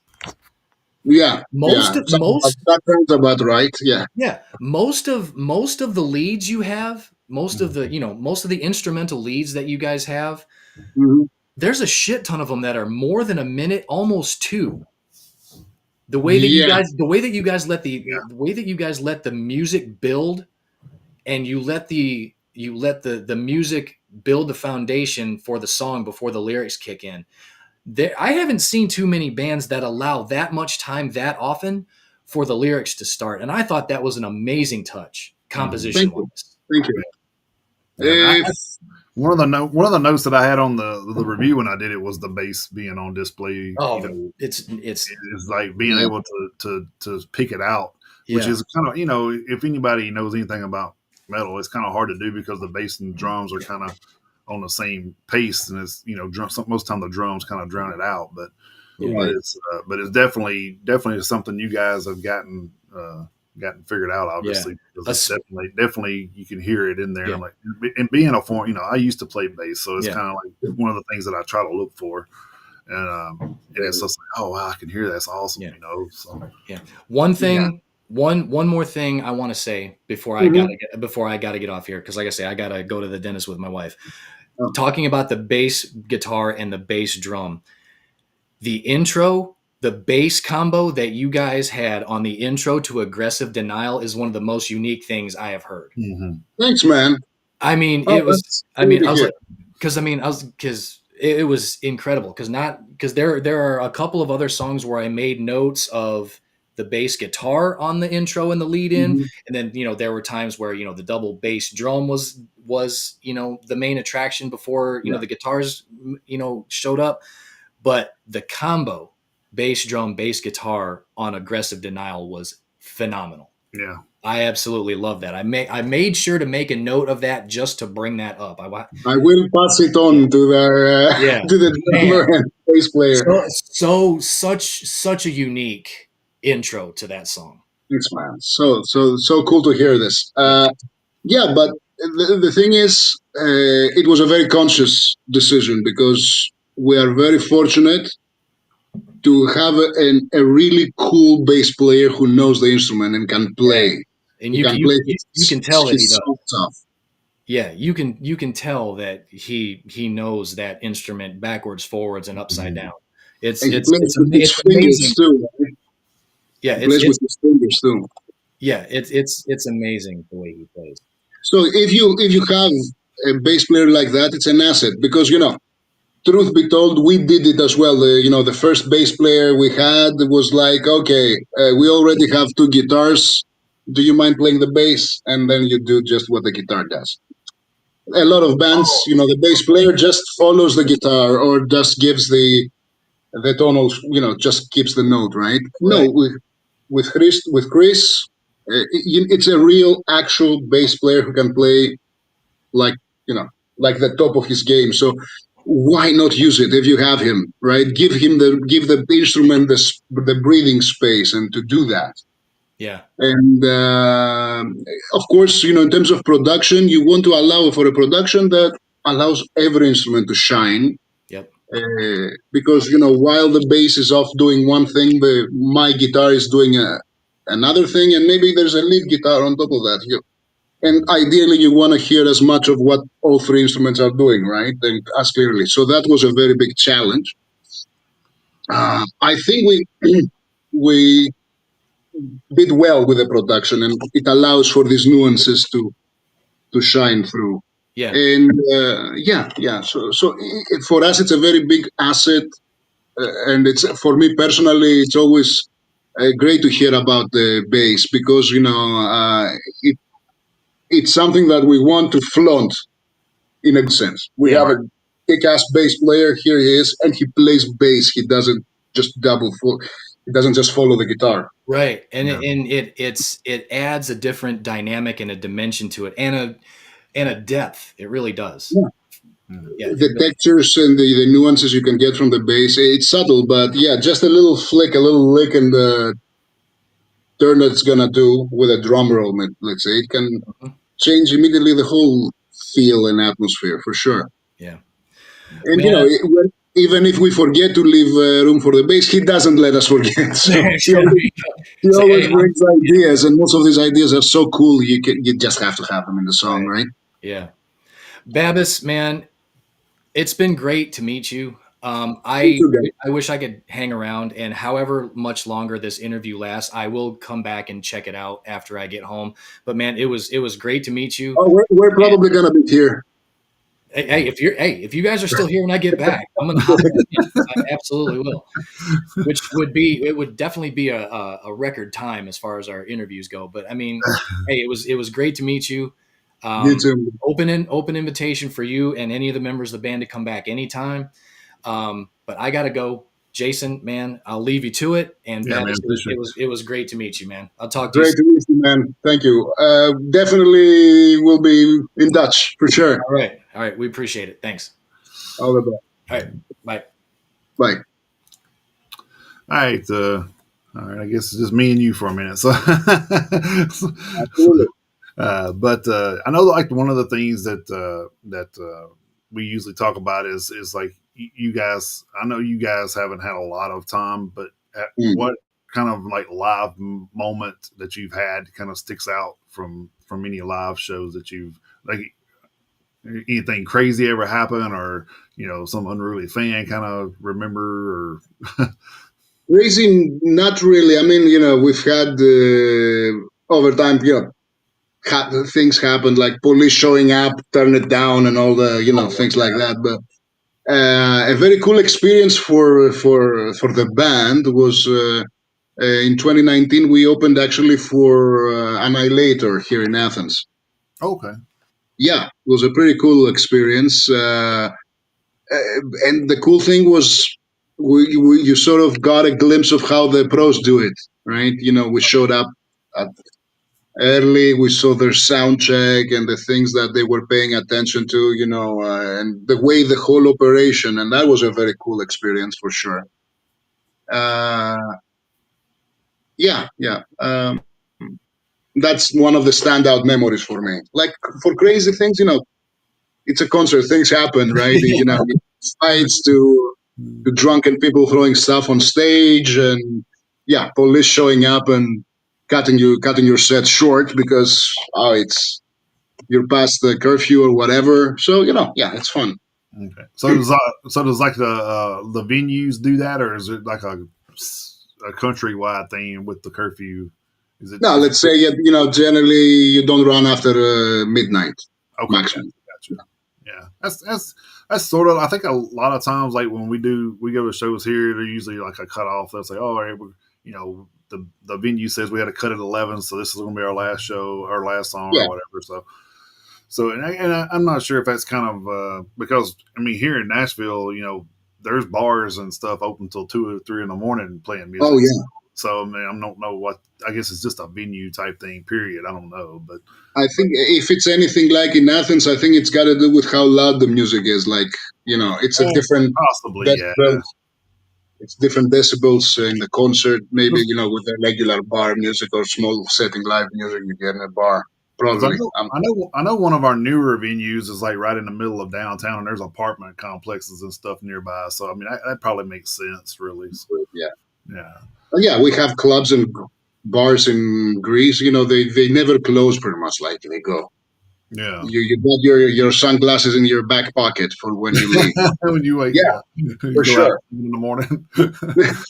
Oh yeah, Yeah, so but that's pretty. I think the volume there is significantly less than like a full blown concert with your big speakers and everything, right? Right, right, right. So and then like I was going to ask you too about the record. Did Yeah, y'all make any like records or just CDs or for like in physical form. yeah? Do y'all have a physical Yeah, form?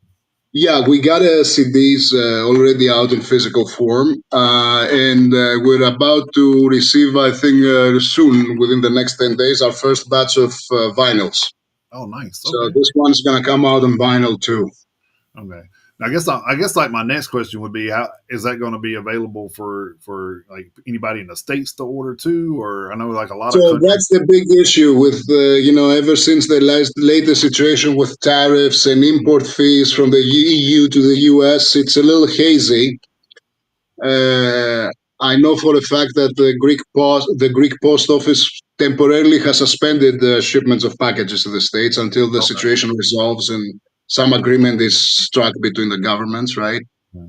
So yeah, it sucks for us too. I had an inquiry from a guy recently in Pennsylvania. He wanted, he inquired directly to ship, And I went, yeah, so the Greek Post doesn't allow us to ship yet. There's suspended shipments to the States. I tried to do it through a private provider, and they wanted like $60, Oh wow, yeah, 60, that's a little that's $65. a little And crazy. for a record, and the vinyl is gonna be like, I don't know, 20, $25. How much is Yeah. gonna? It's a little difficult at the moment. Okay. We hope that the whole situation resolves soon, and we can, And because we have a lot of inquiries. People from the States buy through Bandcamp the digital version, and yeah, it's much appreciated. But yeah, physical media is a little tricky at the moment, I'm sadly. yeah, and it's killing me because I'm old school and I like to have physical copies of stuff. So Yeah, it's kind of like yeah, we just had a interview last week from a band in Belgium and they were kind of saying the same thing as their post office yeah, just won't even ship yeah, anything and it out. sucks I think because you, he said he tried to ship it out and they called him and said no, you got to come pick it up. We're not doing it. And it's like what? yeah, so so and and it sucks big time because it sucks for the people who want to buy the music. It sucks for the bands because yeah, who doesn't want to sell more albums and right, it yeah, is like and you see there is interest from people to buy, and then and can't fulfill and it. you So can't provide that. Yeah, and it sucks big time for us too. Yeah. yeah, I know. I kind of do T-shirts and stuff on the side, so it's kind of like one of the things that I just noticed too when I was joining Yeah. some of the shops was like, as of now, this is just within the states, and I'm like, oh, okay, well, and I think it had like a thing where I could do international, but um, it automatically like does the shipping and stuff for me, so it'll let me know whether I can or Oh, not, I guess. But so wait, this affects also the outbound post from the US, like you making a mhm. T-shirt and sending it abroad. Yeah, yeah, it affects both Oh, ways. Yeah, so it's kind of crazy. Like, oh, wow. like in certain places, like I haven't seen, I personally haven't had anything say anything yet, but I haven't shipped a lot overseas, so it's kind of Mm, and I have a lot of things. We do our T-shirts every year for the people we interviewed, and I try to like get it. I try to get it made. I've had a lot of health issues this year, so I haven't gotten the oh, 24 ones out, which I feel bad about. But it's kind of thing you got to health first. I've always been that way. So always, so man. without me being here, I can't do anything. Mm. So it's Hope everything's going well now. well, I got one more procedure I got to do on the 19th, and I think I should be good to go after that. So Oh, hopefully, great, great to hear, man. Great to hear. so yeah, definitely. I'm a big I've been on here when we talk about people with band members that have had health Mm. problems that didn't know about it and they pass away. We had recently talked about Sam Rivers passing away from Limp Bizkit. It's a lot of Oh, those yeah. Ace That Frehley. was a spot. Yeah, of course, Ace Frehley was 70, and Sam Rivers is 48. That's a big difference. So it's kind of you got people passing away around our age, and I'm like, man, you got to like listen to your body, and Yeah, and I actually definitely. caught myself, being a hypocrite and not listening to my body because I was on my way to work, and it kind of gave me a warning shot, and I was like, Mm, whatever. I go into the store, then I'll fall out because it gave me that warning shot, and I didn't pay attention. I should have yeah, listened, I know. called an Yeah. ambulance right away, but I didn't. So, but it is Think what it is. We live. after the age of 40, it's like when it's like someone is flicking a button. Don't get me It's started, man. right. It's crazy, man. It is. It's really. I think mine was probably around 42, 43 because I was in professional wrestling until that point, and then Mm, realized that my body was not responding very well to some of the bumps and bruises I was taking, and I was like, yeah, yeah. it's probably time to walk away from this stuff, and find something else to do. So that's one of the reasons I got into acting, and then acting led into podcasting, and then here I am. So, uh, Hmm, hmm. so it's Yeah, kind yeah, definitely. of, yeah. Oh, yeah. So yeah, that's one of the. So before we take off, I just want to give you a chance to kind of like go through. People can find you guys on your socials, and you already mentioned the albums are on Bandcamp, so that's always good. So Yes. So we're on Bandcamp, dreamlord.bandcamp.com, I think, right? I don't remember it. So we are on Facebook /Dreamlord Official. On YouTube, you can find us on Dreamlord Band. Our official website is dreamlordofficial.com. Uh, and we're on Spotify too. We have both our albums on Spotify and all the major social streaming media. We're on Amazon Music, on Apple Music. So please, yes, listen to us, follow us. If you got any playlists going on with and you need the bands, take whatever you want and put it up there. Yeah, we actually have our own radio station, so we actually put a lot of our stuff on our radio station. So, Thanks, guys. Yeah, that's one of the probably I guess plus things that I've gotten from doing this is I got in with a friend of mine from podcasting, and then they mm, kind of hooked me up with a guy that does radio, and we've been partnering with this for a couple of years now. So it's been a good thing, I think, is kind of give people, because I mean if you look at it, yeah, you can put Spotify on and just play it or whatever, but then you don't, you got to think a lot of times it doesn't give you the algorithms you actually want. So it's kind of like if you're going into this, with our radio station, it's not all death metal, it's not all thrash metal. It's kind of there's a little bit of everything for everybody on yeah, there. There's bands on there I don't necessarily listen to, but they're on there for I'm not the one listening to the radio station every day, so yeah, yeah, yeah. I exactly. spend most of my time putting stuff on it than I do listening to it. So so it's Yeah, exactly. yeah. So I'm out here researching, trying to see what to put on it, whereas some of that stuff's already there. But yeah, we definitely try to do whatever we can to help with getting these bands in front of And it's people. much appreciated, man, for sure, because giving the outlet and giving the opportunity to bands uh, to sort of reach out and make themselves a little bit more known to your audience. It's pretty awesome. Yeah, Like, we've come to know that it's a little bit more difficult for bands like you guys that are over and over across the waters yeah, to try to get over here, because yeah, for sure. I don't think a lot of bands we talk to is going to be played on any radio station over here. So it's And the thing definitely is that inflation and all the stuff has made touring even within, let's say, our neighborhood in Europe. yeah. It's so expensive. Like you're gonna yeah, okay, forget breaking even, but you're gonna actually spend a lot of money out of pocket, and it's unfortunately it's a little difficult now at the moment. I imagine for the states it's gonna be even more. So yeah, Well, the dream would be to come and play in the United States at some point, but hopefully, I you mean, like I said, hopefully, you never know. you never know. Like luckily we have elections that control a lot of that. So Well, I don't know. We have elections here that control a lot of that stuff too, but well, yeah, that's true too. A lot of times as I told you, I'm very, very cynical of. well, right, yeah, we're kind Yeah, of the same way. Like I've always been like an independent voter here, yeah, so I'm not really, yeah, I've always tried to look at things from a common sense standpoint, not from a right, political standpoint. It's like exactly. And I know things are so it's very polarized now, right about now. The last, yeah, right. So you uh, you get to look at the subject and be like, okay, well, if you know this is this, then I can see why this is happening. You know what I mean? So it's just one of those things where you know it's definitely you know we're what I say is I don't think that we should be political pawns in anybody's story for sure. I agree. I agree, man.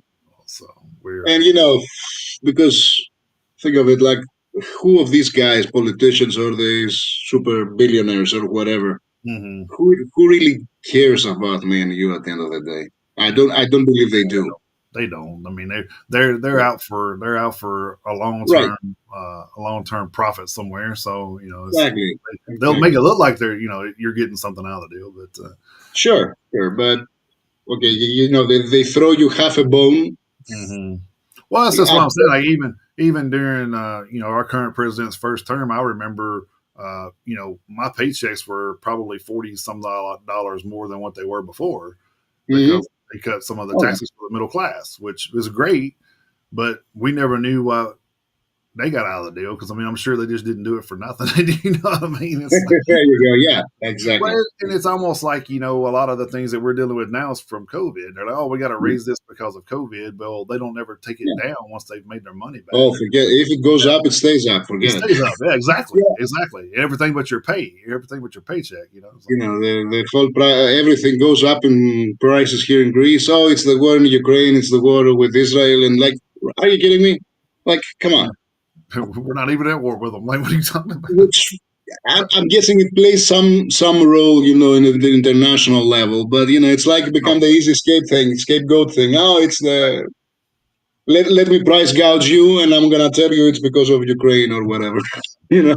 I think like my favorite. I don't know if you. I know you probably seen this meme before, where all the Spider Mans are pointing at each other, and I feel like Oh, that's yeah, all. yeah. I feel like that's politicians. Just Oh, for sure, for it's sure. all you. It's all you.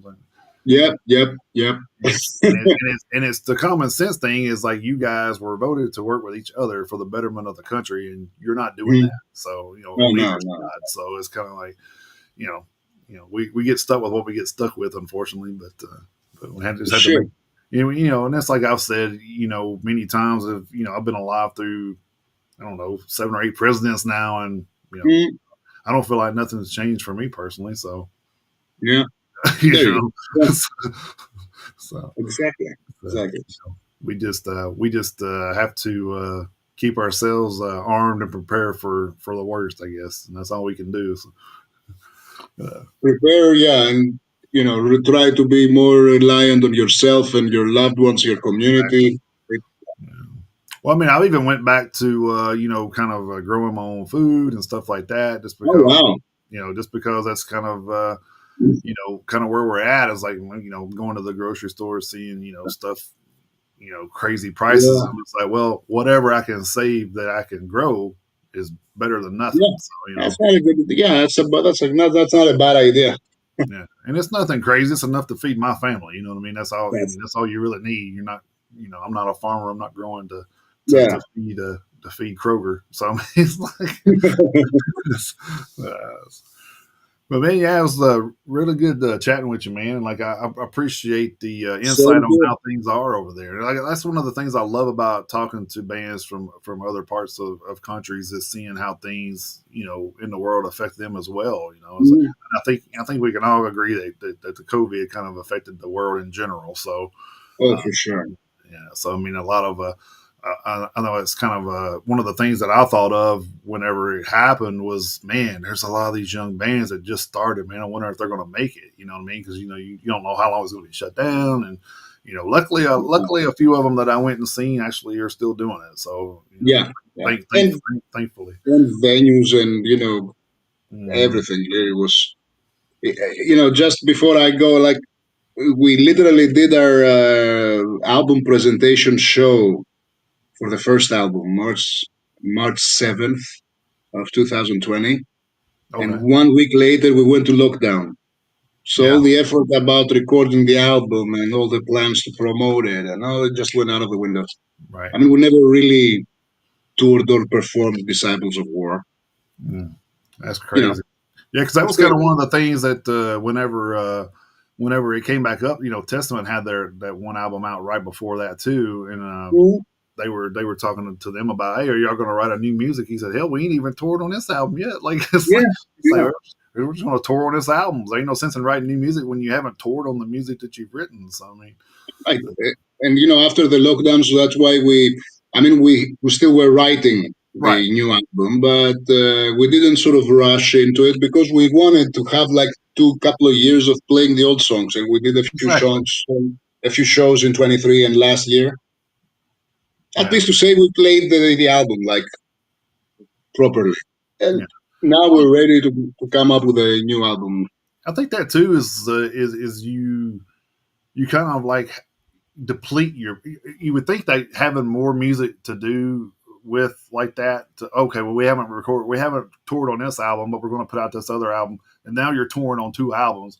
Yeah, It kind of depletes your quality of your playlist, I think, because now you're like pulling from here exactly. and here. So I mean, you're not really focusing on what the previous album as much Yeah, because now you got this new one. So Right. I think it really takes away from the previous record doing that. So it was probably a good thing Well, you did it the way you did it it. Yeah. worked out well. Like we took our time a little bit fine tuning the new album, and I think that shows also in the songwriting and the quality of the new album that we took a little bit more time to fine tune it. And those 2 years, let's say 2023, 24, we said, okay, let's did 4, 5, 6 shows. Just Mhm. get the old album out of our system, play it, play all the songs before them. Show them, send them off like Oh, right. properly. Yeah. Right. We're ready.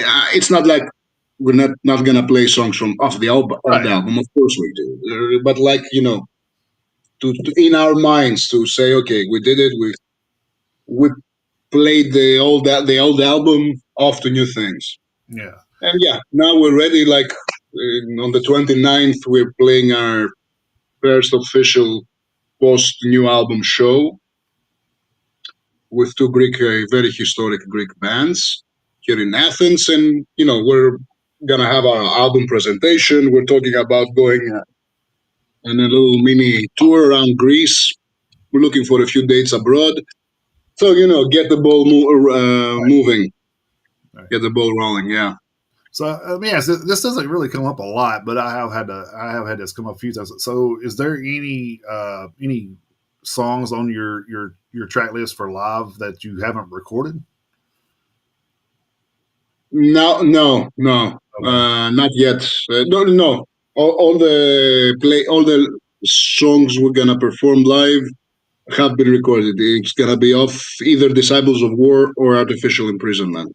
I know we talked to a few bands that kind of run into where they wanted to put they say, oh, we want to put this on a record, but we never did, and but we like playing it live, so they just wanted to play it, Ah, and it's not on anything, so it's just kind of a standalone single, I guess, pretty I much. see. No, no, we don't really have that. I mean, there are some very early demo ideas Yeah, like leftovers that never made it to the album, but once it doesn't make the album, we sort of drop it there. We leave it at that early demo phase, like a pre-alpha, whatever.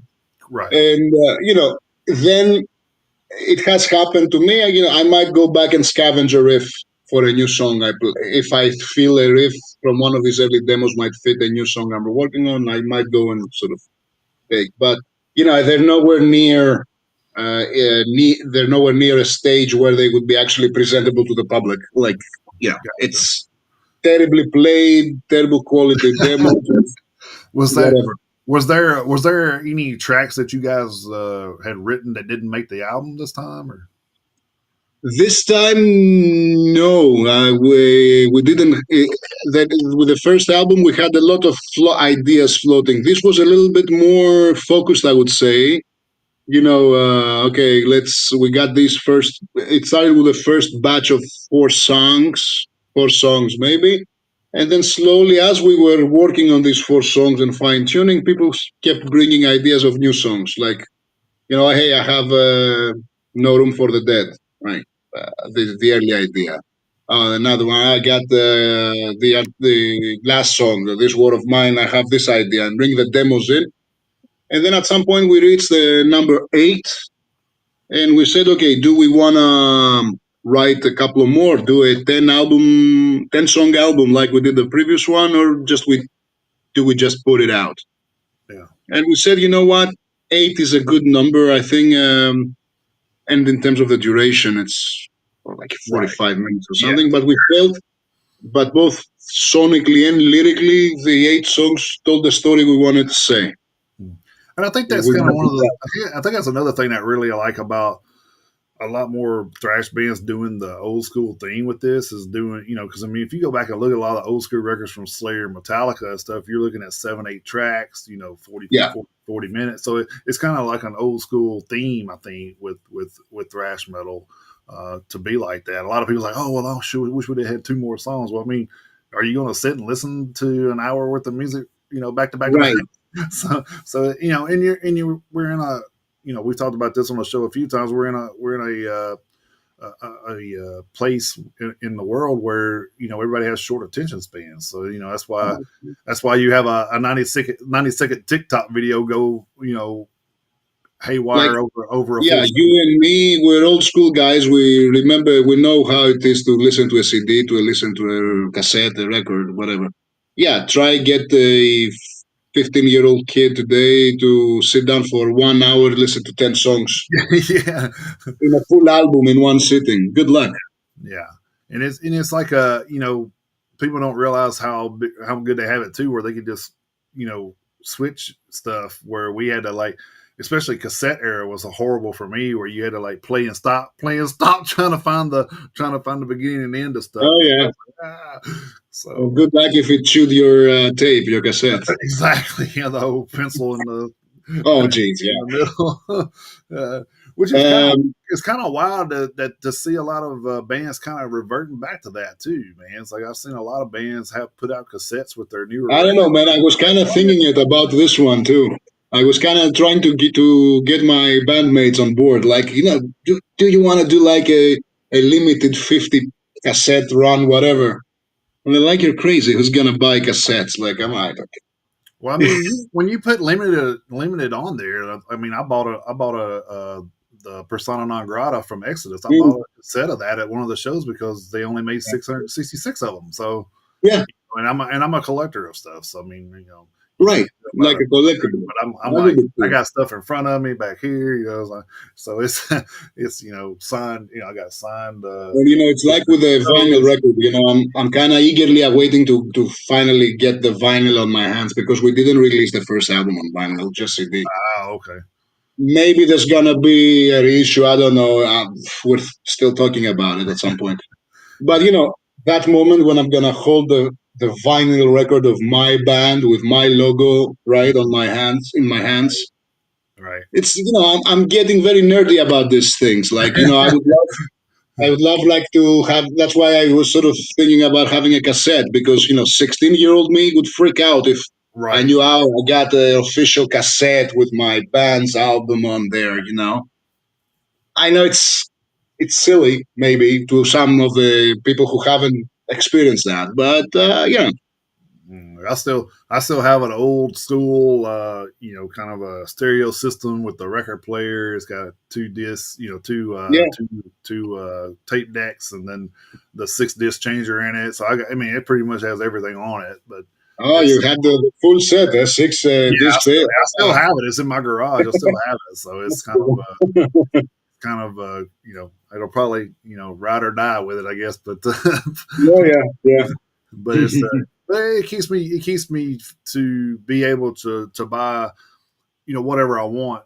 It Right, looks exactly. it's attractive to me as far as like an album or you see like the splatter albums and stuff are really cool. So I Mm. mean you want to and honestly I got a bunch of them and I never played them. So it's kind of like they look too good to scratch up. You know what I mean? It's like, I love the convenience of Spotify and streaming and all that, but there is something about your tangible physical media that you can hold in your hands and smell the booklet. And no, see the CD and just whatever. It's something that it's pretty unique and pretty cool, and I think it allows for a deeper connection to the music. But I don't know if that says like now everything is just a click away. You can right, listen to Dreamlord and then just click the next one, and you're listening to an obscure thrash metal band from Nepal, India, whatever, and then But how much on a casual setting, how much of a connection do you get with the music? And that's mhm, why I think our generation maybe has a deeper connection because I remember whenever I would save my pocket money, like, and once every 2 weeks I would go downtown to the record store and just browse through the vinyls and the CDs and whichever, and if the guy at the record store knew the band, fine. If not, I would just select randomly with if it had a cool cover, right. whatever. I've If it was actually an obscure band, like, and then you listen to that for the next 2 3 weeks until you buy something else, or right. Yeah. right? Yeah, and I I actually do that a lot, especially when we go on vacation because we like to go to different states that we haven't been to and stuff like that. So I'll seek out record shops and stuff just to go in to see what they Yeah, have because oh, when you're in a different territory, they may have different stuff. You know what I mean? So for it's like sure. Yeah, and I've come across some limited edition stuff in some of those places and yeah, yeah, snatch yeah. it up because you're thinking. I got a limited edition of Slipknot Iowa at some place a while back, and I was like, oh Mm, man, what's the chances of probably coming across this again?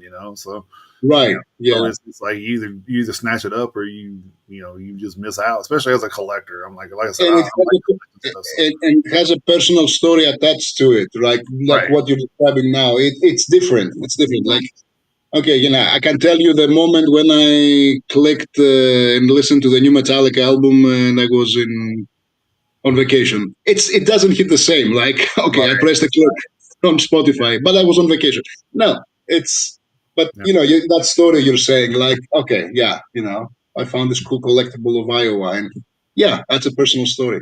Yeah, and I picked it up at a record shop in Washington D.C. So it's There kind of you like go. there's a kind of sentimental thing there that you kind of have with it. So Absolutely, and I think too, absolutely. I think an album too lets you as an artist put in more personable things in there because like I said, the packet's bigger and it's more. You got more room to include stuff that you personally would like to have in the record that you probably couldn't Oh do on yeah. a cassette tape or anything. So Oh, for sure, for sure, for I sure. know, I know we had talked to a band from Germany a couple of years ago, and they had put out an album, and at the time I was like, man, I'd love to have that. And then Chris wound up getting it for me and him. He got it for my birthday, I believe, or Christmas. I can't remember. Mm, He got it for me, but it had it was a special edition album that they had a booklet in there that explained the lyrics behind every song. But you yeah, couldn't that's get cool. you couldn't get that in a because I mean there wouldn't have been enough room to put it in a cassette, Right? Yeah, for sure. or a CD or anything. So, if you did that, you'd have to like this big old box CD or something where Yeah, you'd have, yeah, yeah, for sure. You can do more cooler things with this. yeah. With this format, for sure. So, is there any thing you can give away about how the album's going to look or record's going to look? Is it colored or Uh, that? we decided to keep it very traditional. We were thinking of doing like a color vinyl, but we decided to go for more traditional black vinyl. I can. We went for a heavy, like 180 gram, Oh, okay, okay, high quality, material. Uh, there's gonna be an extra leaflet with a little bit more about the lyrics and more bigger versions of the artwork, the lyrics, and all that. But it's not gonna be radically different from what's in the CD. It's just the same type of artwork readjusted for vinyl. okay. Maybe Oh, we'll do now. I got an idea. You gave me an idea. Maybe with a maybe we'll do like a limited run if this goes well, and we'll yeah, do it like something more special in the future. and then hopefully we can be able to get those over into Yeah, other man. parts of the I hope country. it resolves because it really sucks. It really sucks. Yeah, it does. And like I said, I kind of as an American, I kind of feel you know bad about the situation. I kind of get what they're doing, but then again, I'm kind of like, why are you punishing every country for what four or five are doing to us? You kind of Yeah, like, that's that's a kind of little what weird. that's kind of where I'm at. I'm kind of like, yeah, I get what you're saying, but why are you punishing these other countries that aren't doing that to us? It's kind of Yeah, yeah, and it's and it's with allies and friends and right, exactly, exactly. yeah, I mean, it's basically a tactic to try to get a lot of the companies to build back their facilities here in oh, America. I get it, I get it, I get it. It's exactly what it's to do, but it's hurting other companies and stuff in the long run because, like you said, with stuff that you're trying to do and being an independent musician, it's Yeah, hurting you as hurting your pocketbook as well. So it's exactly, yeah, so exactly. it's definitely something that hopefully, like I said, we come to an agreement on some stuff and Yeah, let's get hope back so. to normal, Let's man. hope Because so. like I said, there's like at least three bands I've talked to in the last 6 months that I'm like, damn man, I wish I could get one of them records. Like, I uh, know, man. It's a shitty situation. I hope they figure it out soon. Well, boss man, we appreciate you taking the time to talk with us and Thank you everything. so much for the invitation, for the invite. I had a blast. Yeah, we It did was as really well. fun. I know Chris had to take off early, but he's usually way more sentimental than I am with stuff. So he would definitely express his love, I'm sure. So No, and thank you so much for the very nice words about the album, and the for giving us the chance to sort of reach absolutely, out to a and lot like, wider audience out in the states, right? and like I said, we're following you guys on all that. So if anything changes with that, we'll get a heads up and we'll put an order in. I'm Sure. sure. Anytime you want, we're at your disposal. Maybe I'll get my bass player too to explain his bass lines and all that. Hey, there you go. Yeah, that'd be Yeah. awesome. All right. Yeah. Sure. Hey, Bass, we appreciate it, man. So much, Jason. Yeah. Yeah, yep. You have a good day. You have a great day, man. Thanks. Bye. You too. Thanks. All right, that was Babis, and I want to butcher his last name, so I won't do that. So, but he is the founder and singer and guitarist for Dreamlord. If you haven't checked out that new record, Artificial Imprisonment,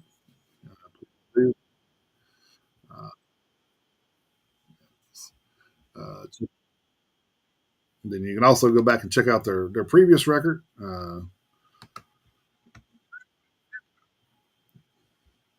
Check out their previous record, Disciples of War. That's also available out there on Bandcamp, Spotify, and all that good stuff. So check those out there.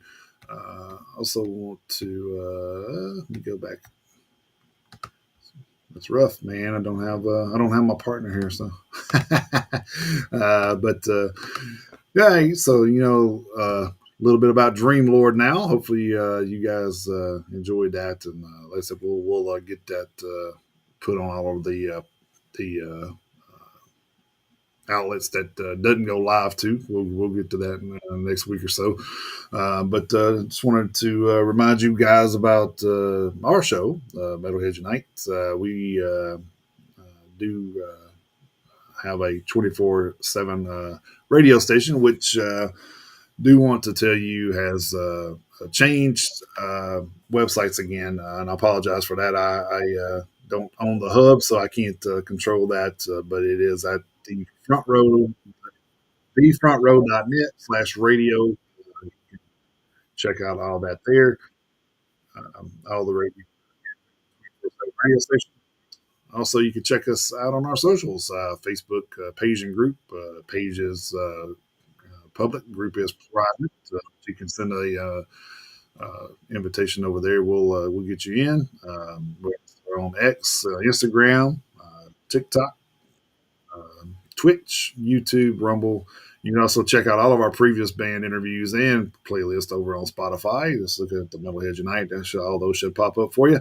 You can also email us at the Metalhead Unite USA@gmail.com for any of your needs. We're both pretty much on that 24/7. So one of us is always around to answer anything on there. Uh, so all right. So hopefully you guys enjoyed that, and then we will be back next week with another guest. We're actually venturing out into another new part of the world next week. So it's going to be interesting to see how things are in Mexico. So which is a border country, but still things are a little bit different. So it's always good to hear things like I said firsthand from people that actually see and deal with things in the metal scene. So hopefully see you guys then. So until then, keep those horns held high, jumping that